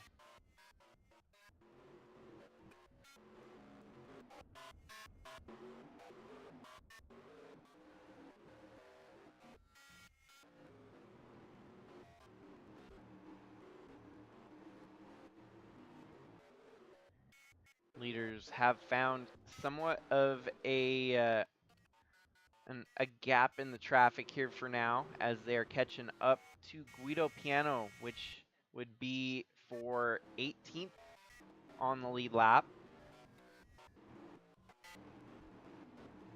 I feel like Trevor Walker has probably been trying to avoid catching these lap trucks as long as he can to try and keep the momentum in his favor. Now he's going to have to break his line and try to pass the lap traffic. That would open the window for the 20 of Vaden. Start closing up, and just like that, look at that, the 20 of Vaden closing the gap up to the back bumper of the 21 there.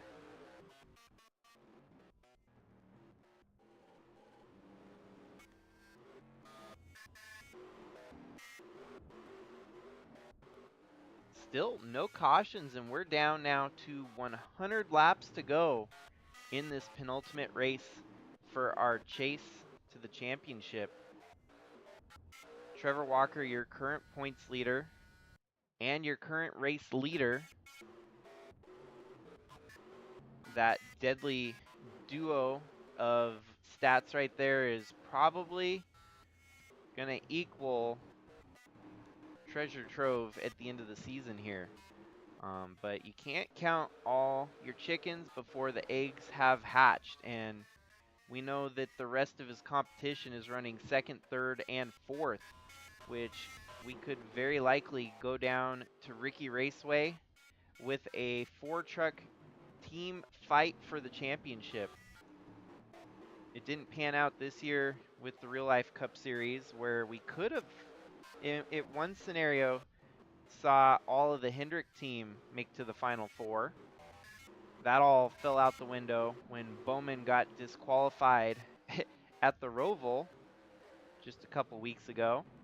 And man, it was kind of a bracket buster for me because I was hoping for that Hendrick Final Four. That would have been a treat to behold. But alas, now we're sitting at Joey Logano and Tyler Reddick, two, I think, unlikely candidates to be in the Final Four, but they are there now. On the vice versa, we're going to have our Final Four, and it's going to be probably, it'll be the best four of the four that we've had all year. So maybe short of a Tim Cording. Cording, I think, is in the top four. You know, maybe Alan Malcolm would be your fifth-ranked driver. And maybe even we could still see 5 of the best 5 if some things fall through the gaps here for a couple drivers that would allow Tim Cording to keep his, you know, his title contention.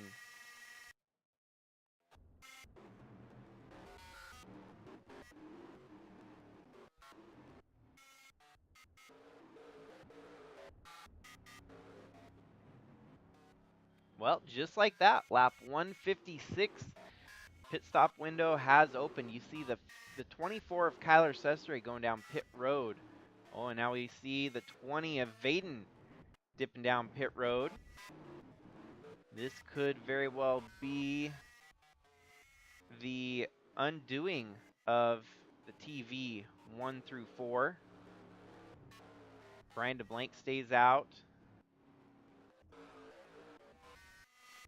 Looks like maybe the 10.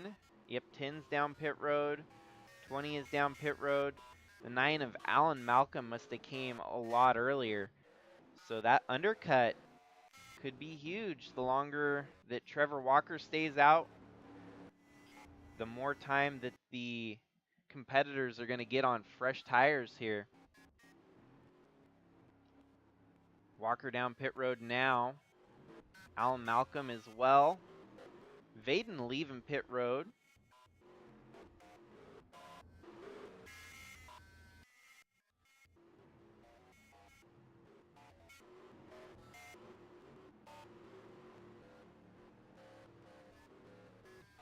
And this is going to be our one and only round of green flag pit stops here at Jukasa Motor Speedway. We did have a mechanical failure. The number 7 of Spin'em Walker suffered an engine failure. And things might just sort back out to the TV top 4 here shortly. But they're going to have to wait for Tim Cording to make his pit stop. I think Tim Cording staying out, banking for a potential caution, but does not get the caution here. He's going to have to come down pit road, get his fresh tires and full tank of gas. Tom Cording rolling the dice here as well. So the Cording brothers both playing on the extra long cut, staying out as late as they can, and anticipating potential caution to give them track position.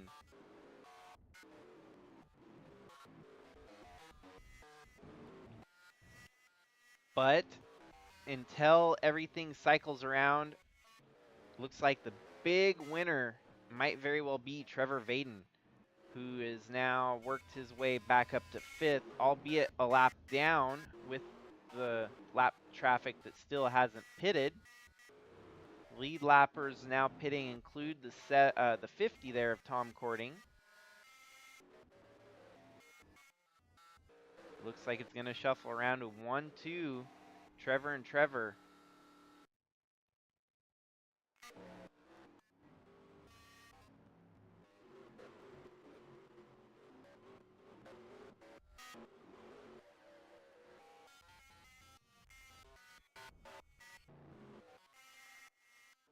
With the very familiar 3rd and 4th being Jordan Walker and Alan Malcolm still.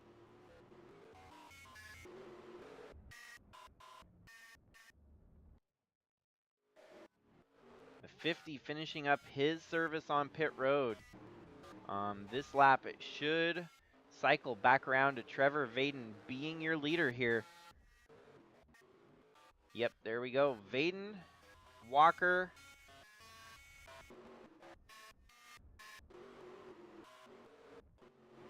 followed by DeBlanc up to third. Still continuing to play spoiler in the TV top 4. So DeBlanc, obviously fastest lap earlier in the race here.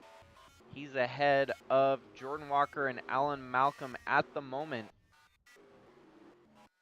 But they're right there behind him. They ain't getting too far out of his reach.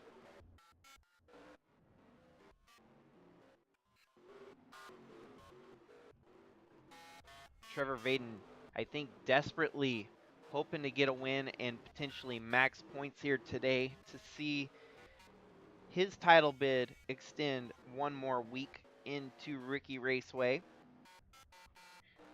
So many of these drivers were probably hoping to have a bit more certainty going into that last race, being a super speedway. I mean, the uncertainty of super speedway racing for a title is just kind of scary for most of these drivers. They don't know what they can't control, and there's going to be so much at Ricky Raceway out of their control. So one thing that he can control is a great finish here today would help him tremendously in the title bout with just 1 week time.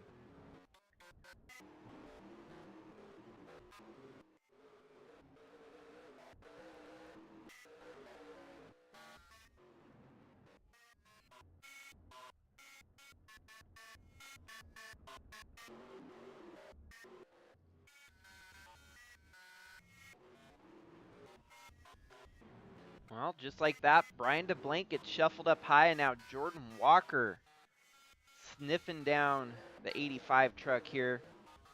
That would give the 10 truck back up to third. It would give TV a 1-2-3 if he can get by Brian DeBlanc here in the 85 truck.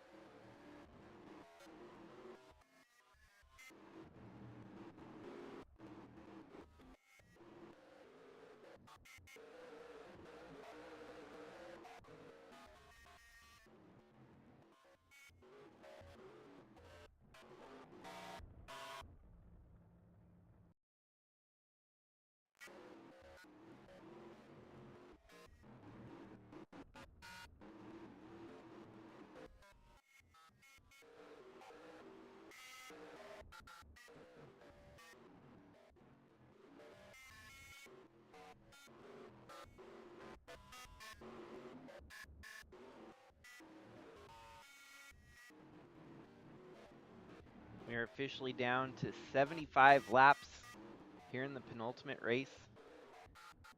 Trevor Vaden has the lead over Trevor Walker, but nothing is solidly secured here yet. That 20 truck could still have to defend against the 21 before the end of this one.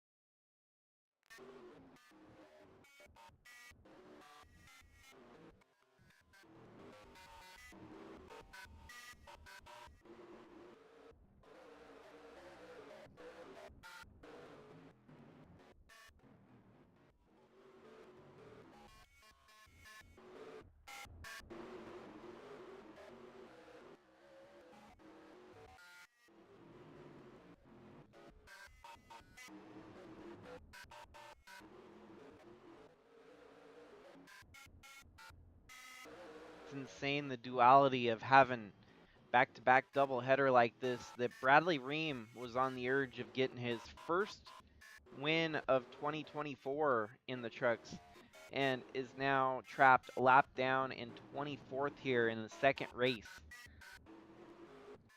Of course, that first race we only saw 10 trucks finish the race. It was chaotic, it was crazy, it was weird, bizarre, and totally unexpected. Yet this race, more common to most races that we usually host, with a little bit more sanity, structure, and just overall racing right now. It looks like we're going to have at least 32 trucks still finish this race, so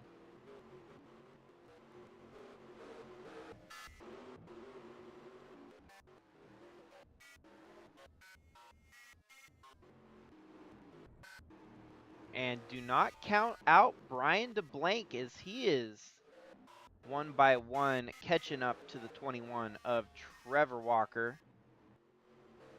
This could get interesting, especially since Trevor Vaden ain't all that far out ahead either. What was looking like a 1, 2, 3, 4 sweep for TV starting to crumble here at the end as they're running 1, 2, 4, 5.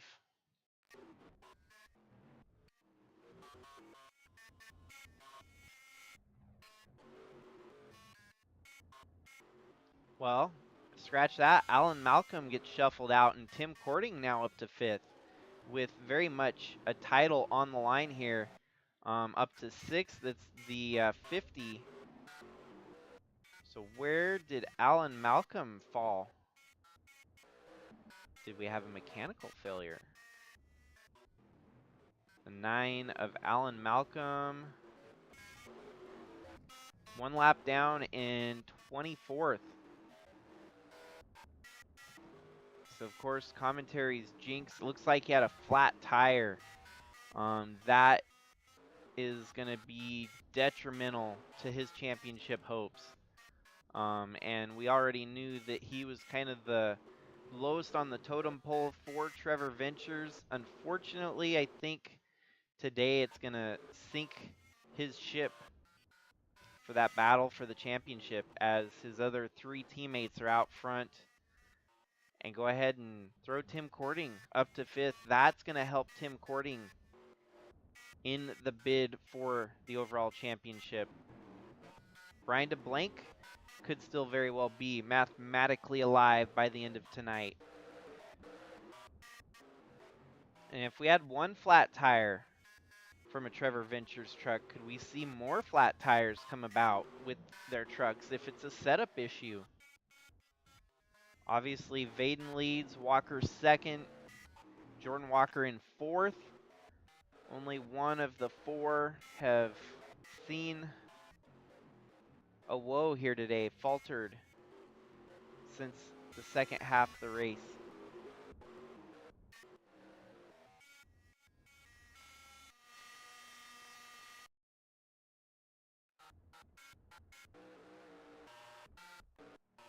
I think that too is a bit of an anomaly, that Brian DeBlank had fastest lap in both races in the doubleheader. That says something.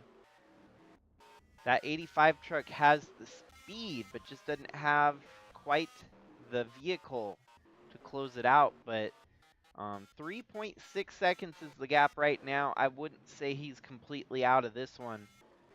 A little bit of luck, he could still find his way in victory lane today.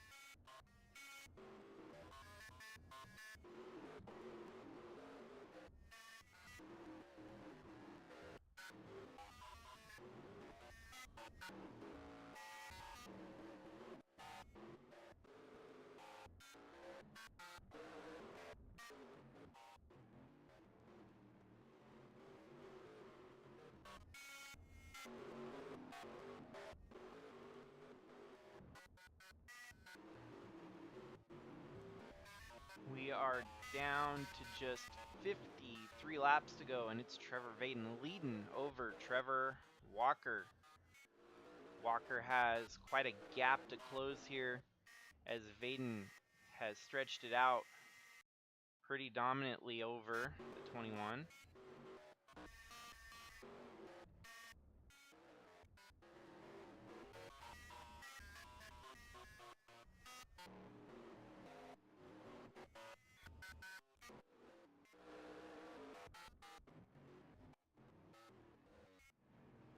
Impressive run though for Brian DeBlanc. A third, potentially still in the mix, but we'll have to see once all the numbers get crunched here today. Obviously there's 100 points going to be tallied one way or another.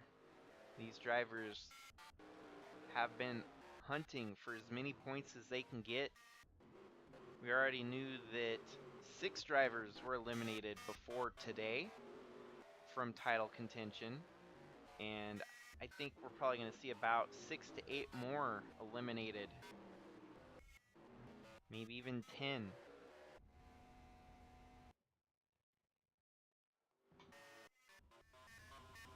And that's the joys of having a, season of points like this, is you never know what's going to happen until the last race comes around. And you might know something by the penultimate race. Like today, we might see, who knows, Trevor Walker might have enough of a lead that all he's got to do is finish 20th at Ricky Raceway, which might come as a bit of a consolation, knowing that Ricky Raceway can be a train wreck for everyone involved, or maybe a cakewalk for someone that stays out of the trouble.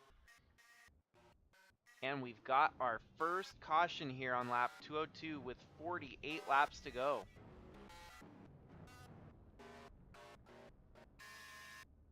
I'm going to go ahead and add laps for green, white, checkered just in case we need it. Never know.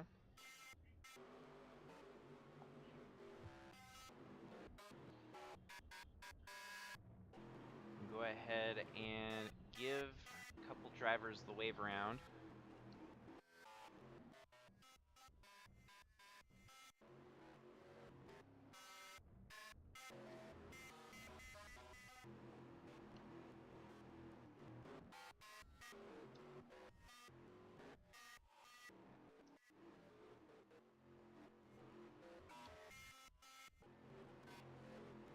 So let's figure out what the caution was brought out for.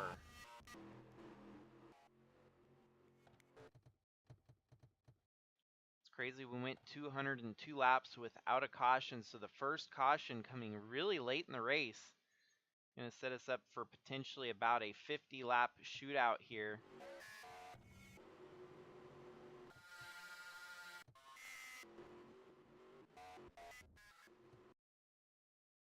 Oh, and there was a wreck. The 03 of Bailey Parker gets turned by Tasha Wright, so that's a 30 on 03 crime right there.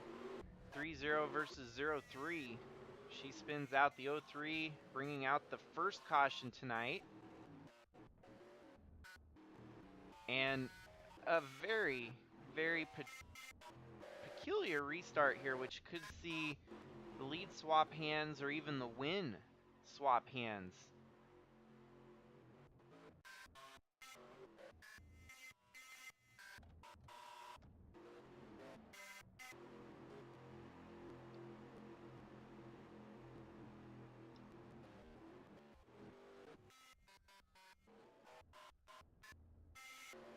Okay, so everyone that was one lap down is waved around back on to the lead lap here.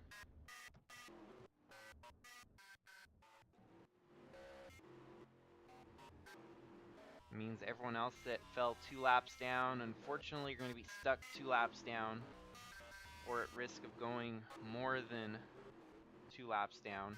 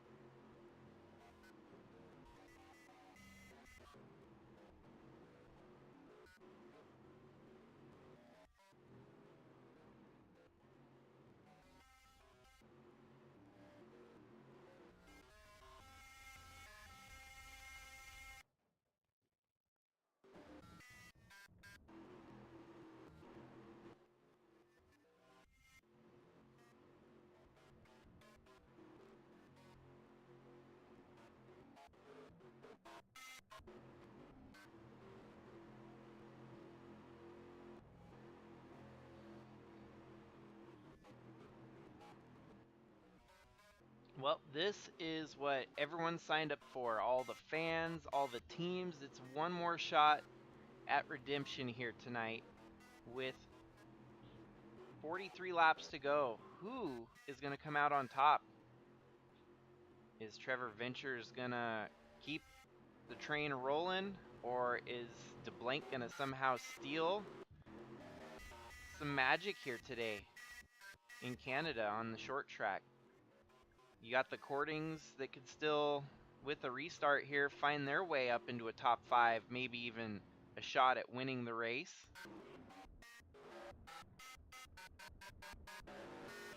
Here we go. They're getting set for the restart. Vaden with the lead.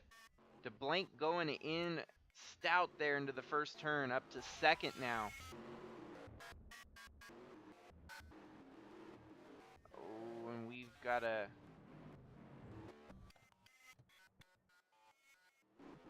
We did not like that restart at all. There was something goofy going on.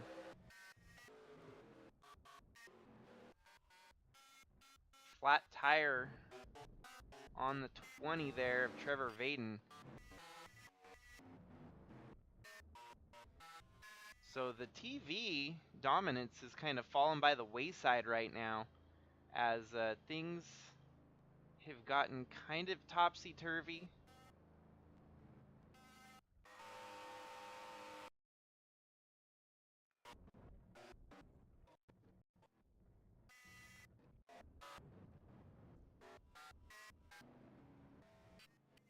And I fear because we have so many people laps down that the game's just going to start doing weird things. So let's go ahead and DQ the number 76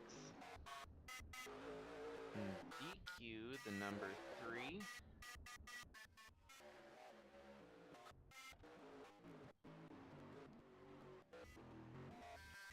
Brian DeBlank has somehow stolen your lead away here. Trevor Walker having to make an unscheduled pit stop. And everyone here now, the whole TV camp wishing that the caution had never come out because now have been thrown for somewhat of a curveball in the final stint of this race. If Trevor Walker pulls off like this, he's going to end up relinquishing a bunch of points to the opposition. And this could have been exactly what Tim Cording had signed up for. He needed a bad break from the 21.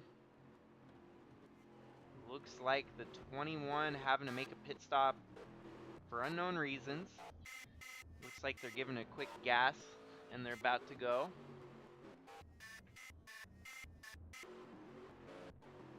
Man, it was looking like if this race stayed green, it was going to be Trevor Ventures pretty much dominating and sweeping.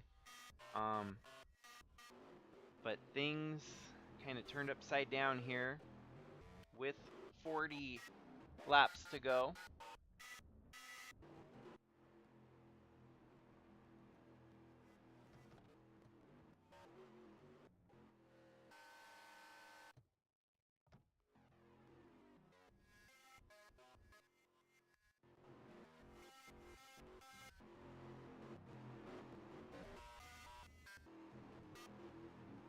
It was the one thing I kind of neglected. I remember that we had problems with better cautions on short tracks like this, and obvious reasons, double file restarts are kind of hard to execute here.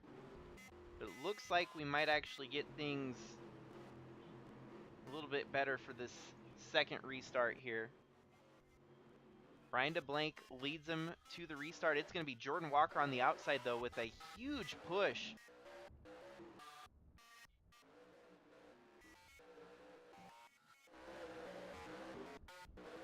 And just like that, from pretty much second, Trevor Walker all the way back to 22nd. From second to 22nd, this is going to open up that points battle just a little bit more for those that needed it. Needed a break, needed some extra points to go their way. We've got what could be panning out to be a battle between Brian DeBlanc for potentially his first win of the season against Jordan Walker, who has already secured more than 5 wins in 2024.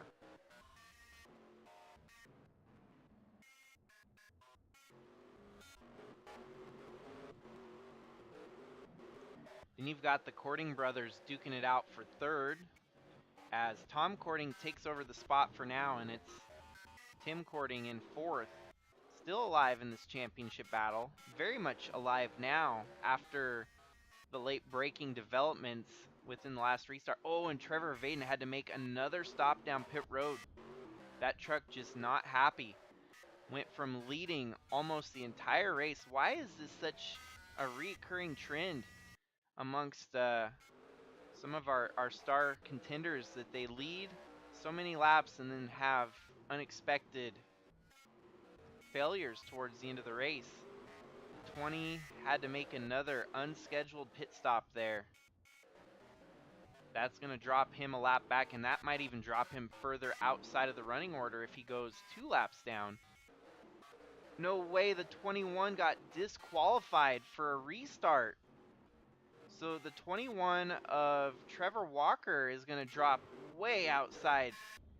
You can see I did not disqualify the 21. There was none of that going on. For whatever reason, the 21 made an illegal restart, and the game deemed it disqualifiable. And so that 21 giving up precious points. I think it's the NR racing gods stepping in and saying, hey, we need a championship battle in this final race at Ricky Raceway next week. And in order for that to happen, the 21 got nabbed by the officials for making an illegal restart. And I think the illegal restart came when he was passing on the inside and took position over drivers that he should have been starting behind. So short track shenanigans strike again, whereas our 2 leadingest drivers are now relegated to 23rd and 30th with a disqualification on the ladder. Now DeBlanc has the unequivocal honors of fighting for the win here today against Jordan Walker, a very stout contender. This doubleheader definitely had everything in it today. Some chaos, carnage, unexpected disqualifications, and it's all culminating to a championship finale in just 7 days' time. Ricky Raceway night is going to be one to behold. Yeah, I think Trevor Walker was trying to contest the disqualification. You just saw him disappear off track just that last lap, but they had already pulled his transponder. They were not counting his laps anymore, so it was a fight that he was not going to win. He parks it in the garage, calls it a day. Wow, what a change of events. What's going to be crazy is explaining this to Trevor Ventures after the fact that they were running 1, 2, 3, 4, and then it's like, oh, by the way, you only had one truck finish the race in the top 10.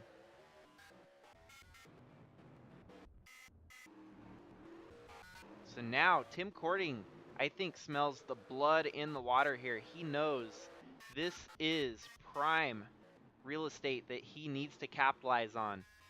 Jordan Walker is definitely one of the contenders he needs to beat heads up here. But he's going to have to get by his brother and a Volkswagen comrade in that of Brian DeBlanc. DeBlanc holding on to second pretty stoutly here.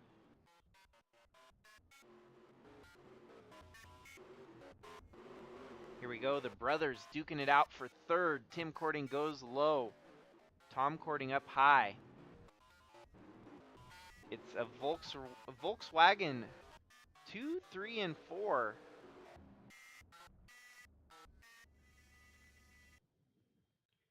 North Central Texas Motorsports in second, with Cording Brothers Motorsports third and fourth. Jordan Walker about to catch up to the teammate, the 20 of Vaden, who's about to go a second lap down here. Vaden just desperately holding on to gain as many points as he can here. The baton has kind of been flung at Jordan Walker here, as he is now in sole possession of being max point getter here today, after both Vaden and Walker struggle with some mechanical and officiating faux pas from the two. 21 had an illegal restart.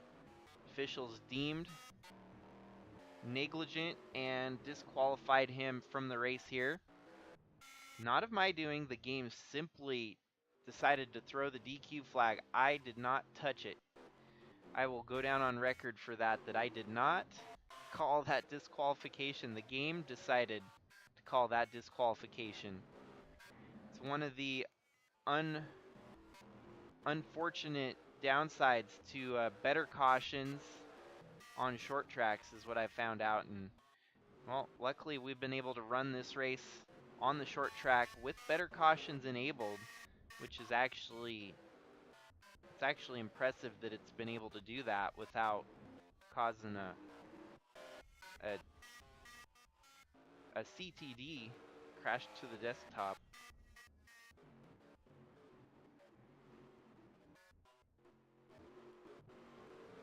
Your top four still very much could be any one of these four that get the win.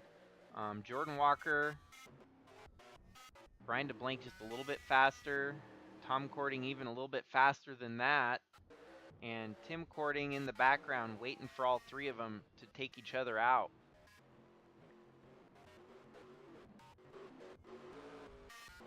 "16 laps to go."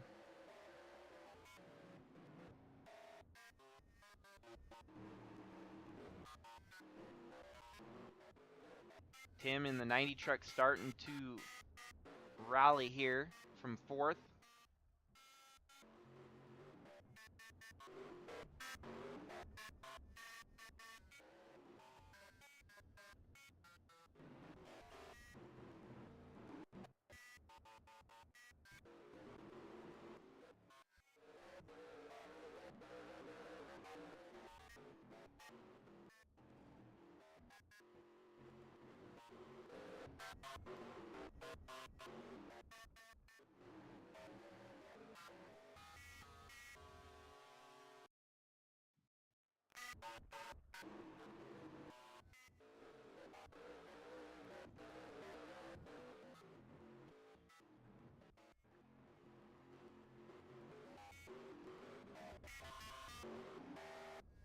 The one perk that Trevor Walker is going to be able to walk away with is pole position and potentially led most laps here today. So there are some points, there's some positive to leave from Jukasa here today, but the downside is ultimately he ain't going to be able to tie up the championship here today, which there was a possibility with everything the way it was going that he could have the championship tied up here today. But instead, back-to-back finishes that coulda, shoulda been almost a win turn into mediocre at best.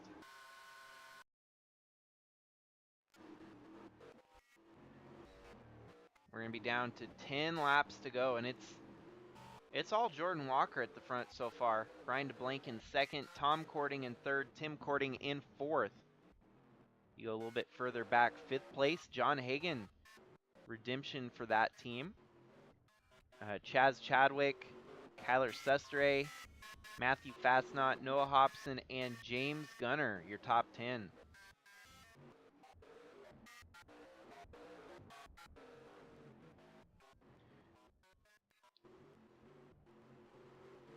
Tom's got an opportunity here, maybe with some lap traffic in the mix, that he can start opening the door for his brother to make some moves. I think Tom overdrove it there a little bit, gets loose and goes up high. But now Jordan Walker with 8 laps to go, he's going to be potentially having to deal with some lap traffic here.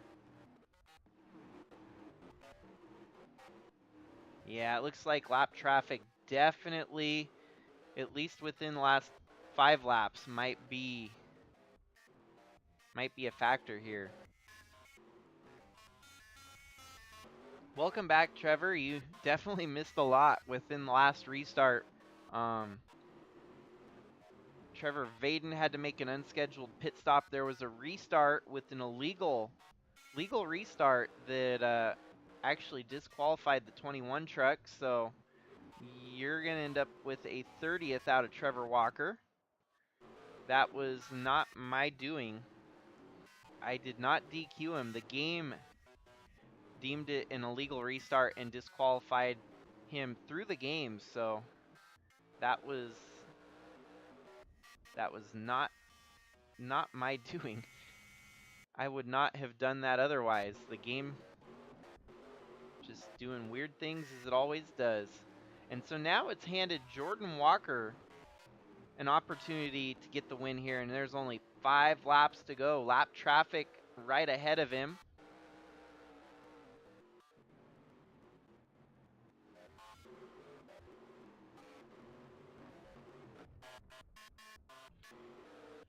He has caught lap traffic here.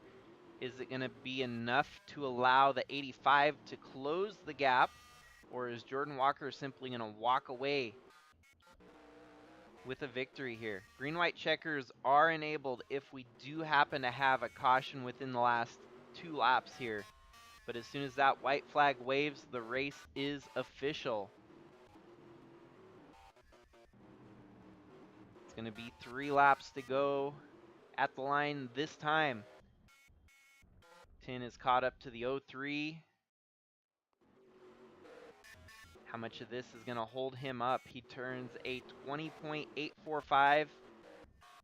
Match that up to DeBlank and his 20.865. Here we go. Walker washes out there, catching up to lap traffic. This is going to open up the window with 2 laps to go. Brian DeBlank very much alive for the fight here.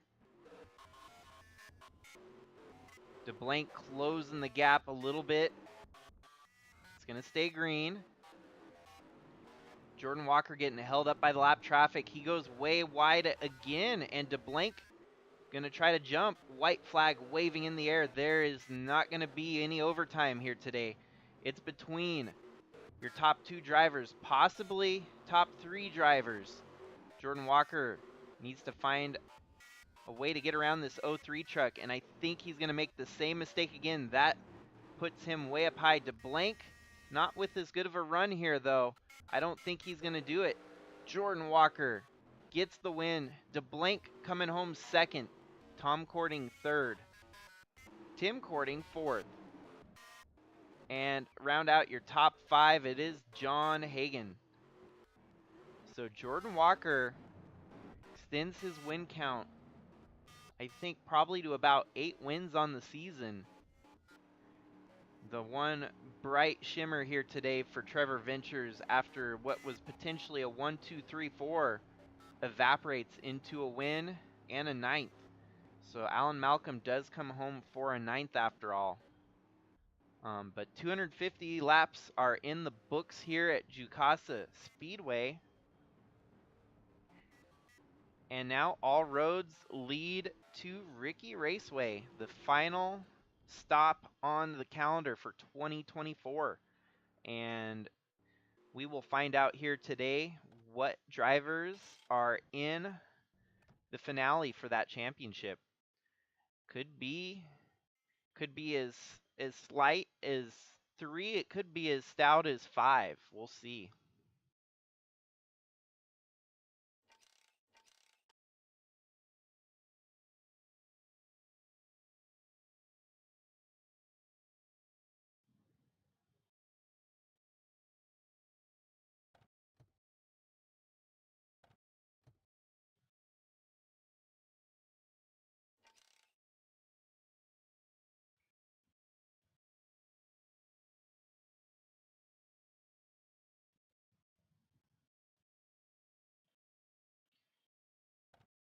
And hopefully I can do some more testing on getting the desired results for my new 3-screen setup here, as things are definitely pushing the limits of this entry-level gaming laptop that I've got. Once I get settled into my new establishment and start accruing new paychecks, next thing on the agenda is getting a new desktop. But until then, we will make do. This is pretty much supplementary because you can tune in and catch. I mean, the ticker didn't lag, so I mean, you can check the ticker all the time and not have a problem. It's just unfortunately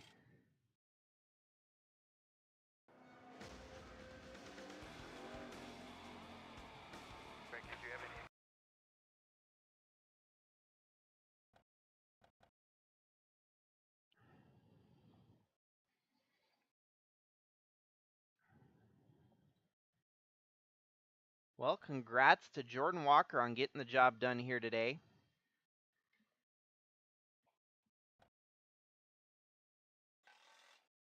And so that is a wrap for our doubleheader here this fine Friday, November 1st. Thanks to you all that tuned in. Sorry, the lag was pretty severe for most of it, but it is the first broadcast with my new setup, so hoping to gradually improve upon that. Yet again, it's always a gradual improvement, seems like, all the time. So yeah, with that, hopefully we can kind of get excited for the championship finale in the trucks here. Seems like the one last grain of excitement that we have in the season, since our cup title's pretty much sewn up. This will give us an opportunity for a reason to celebrate next week, as we will crown a truck champion. That we didn't crown it here tonight. So as always, folks, stay safe out there. Have a great weekend. Until next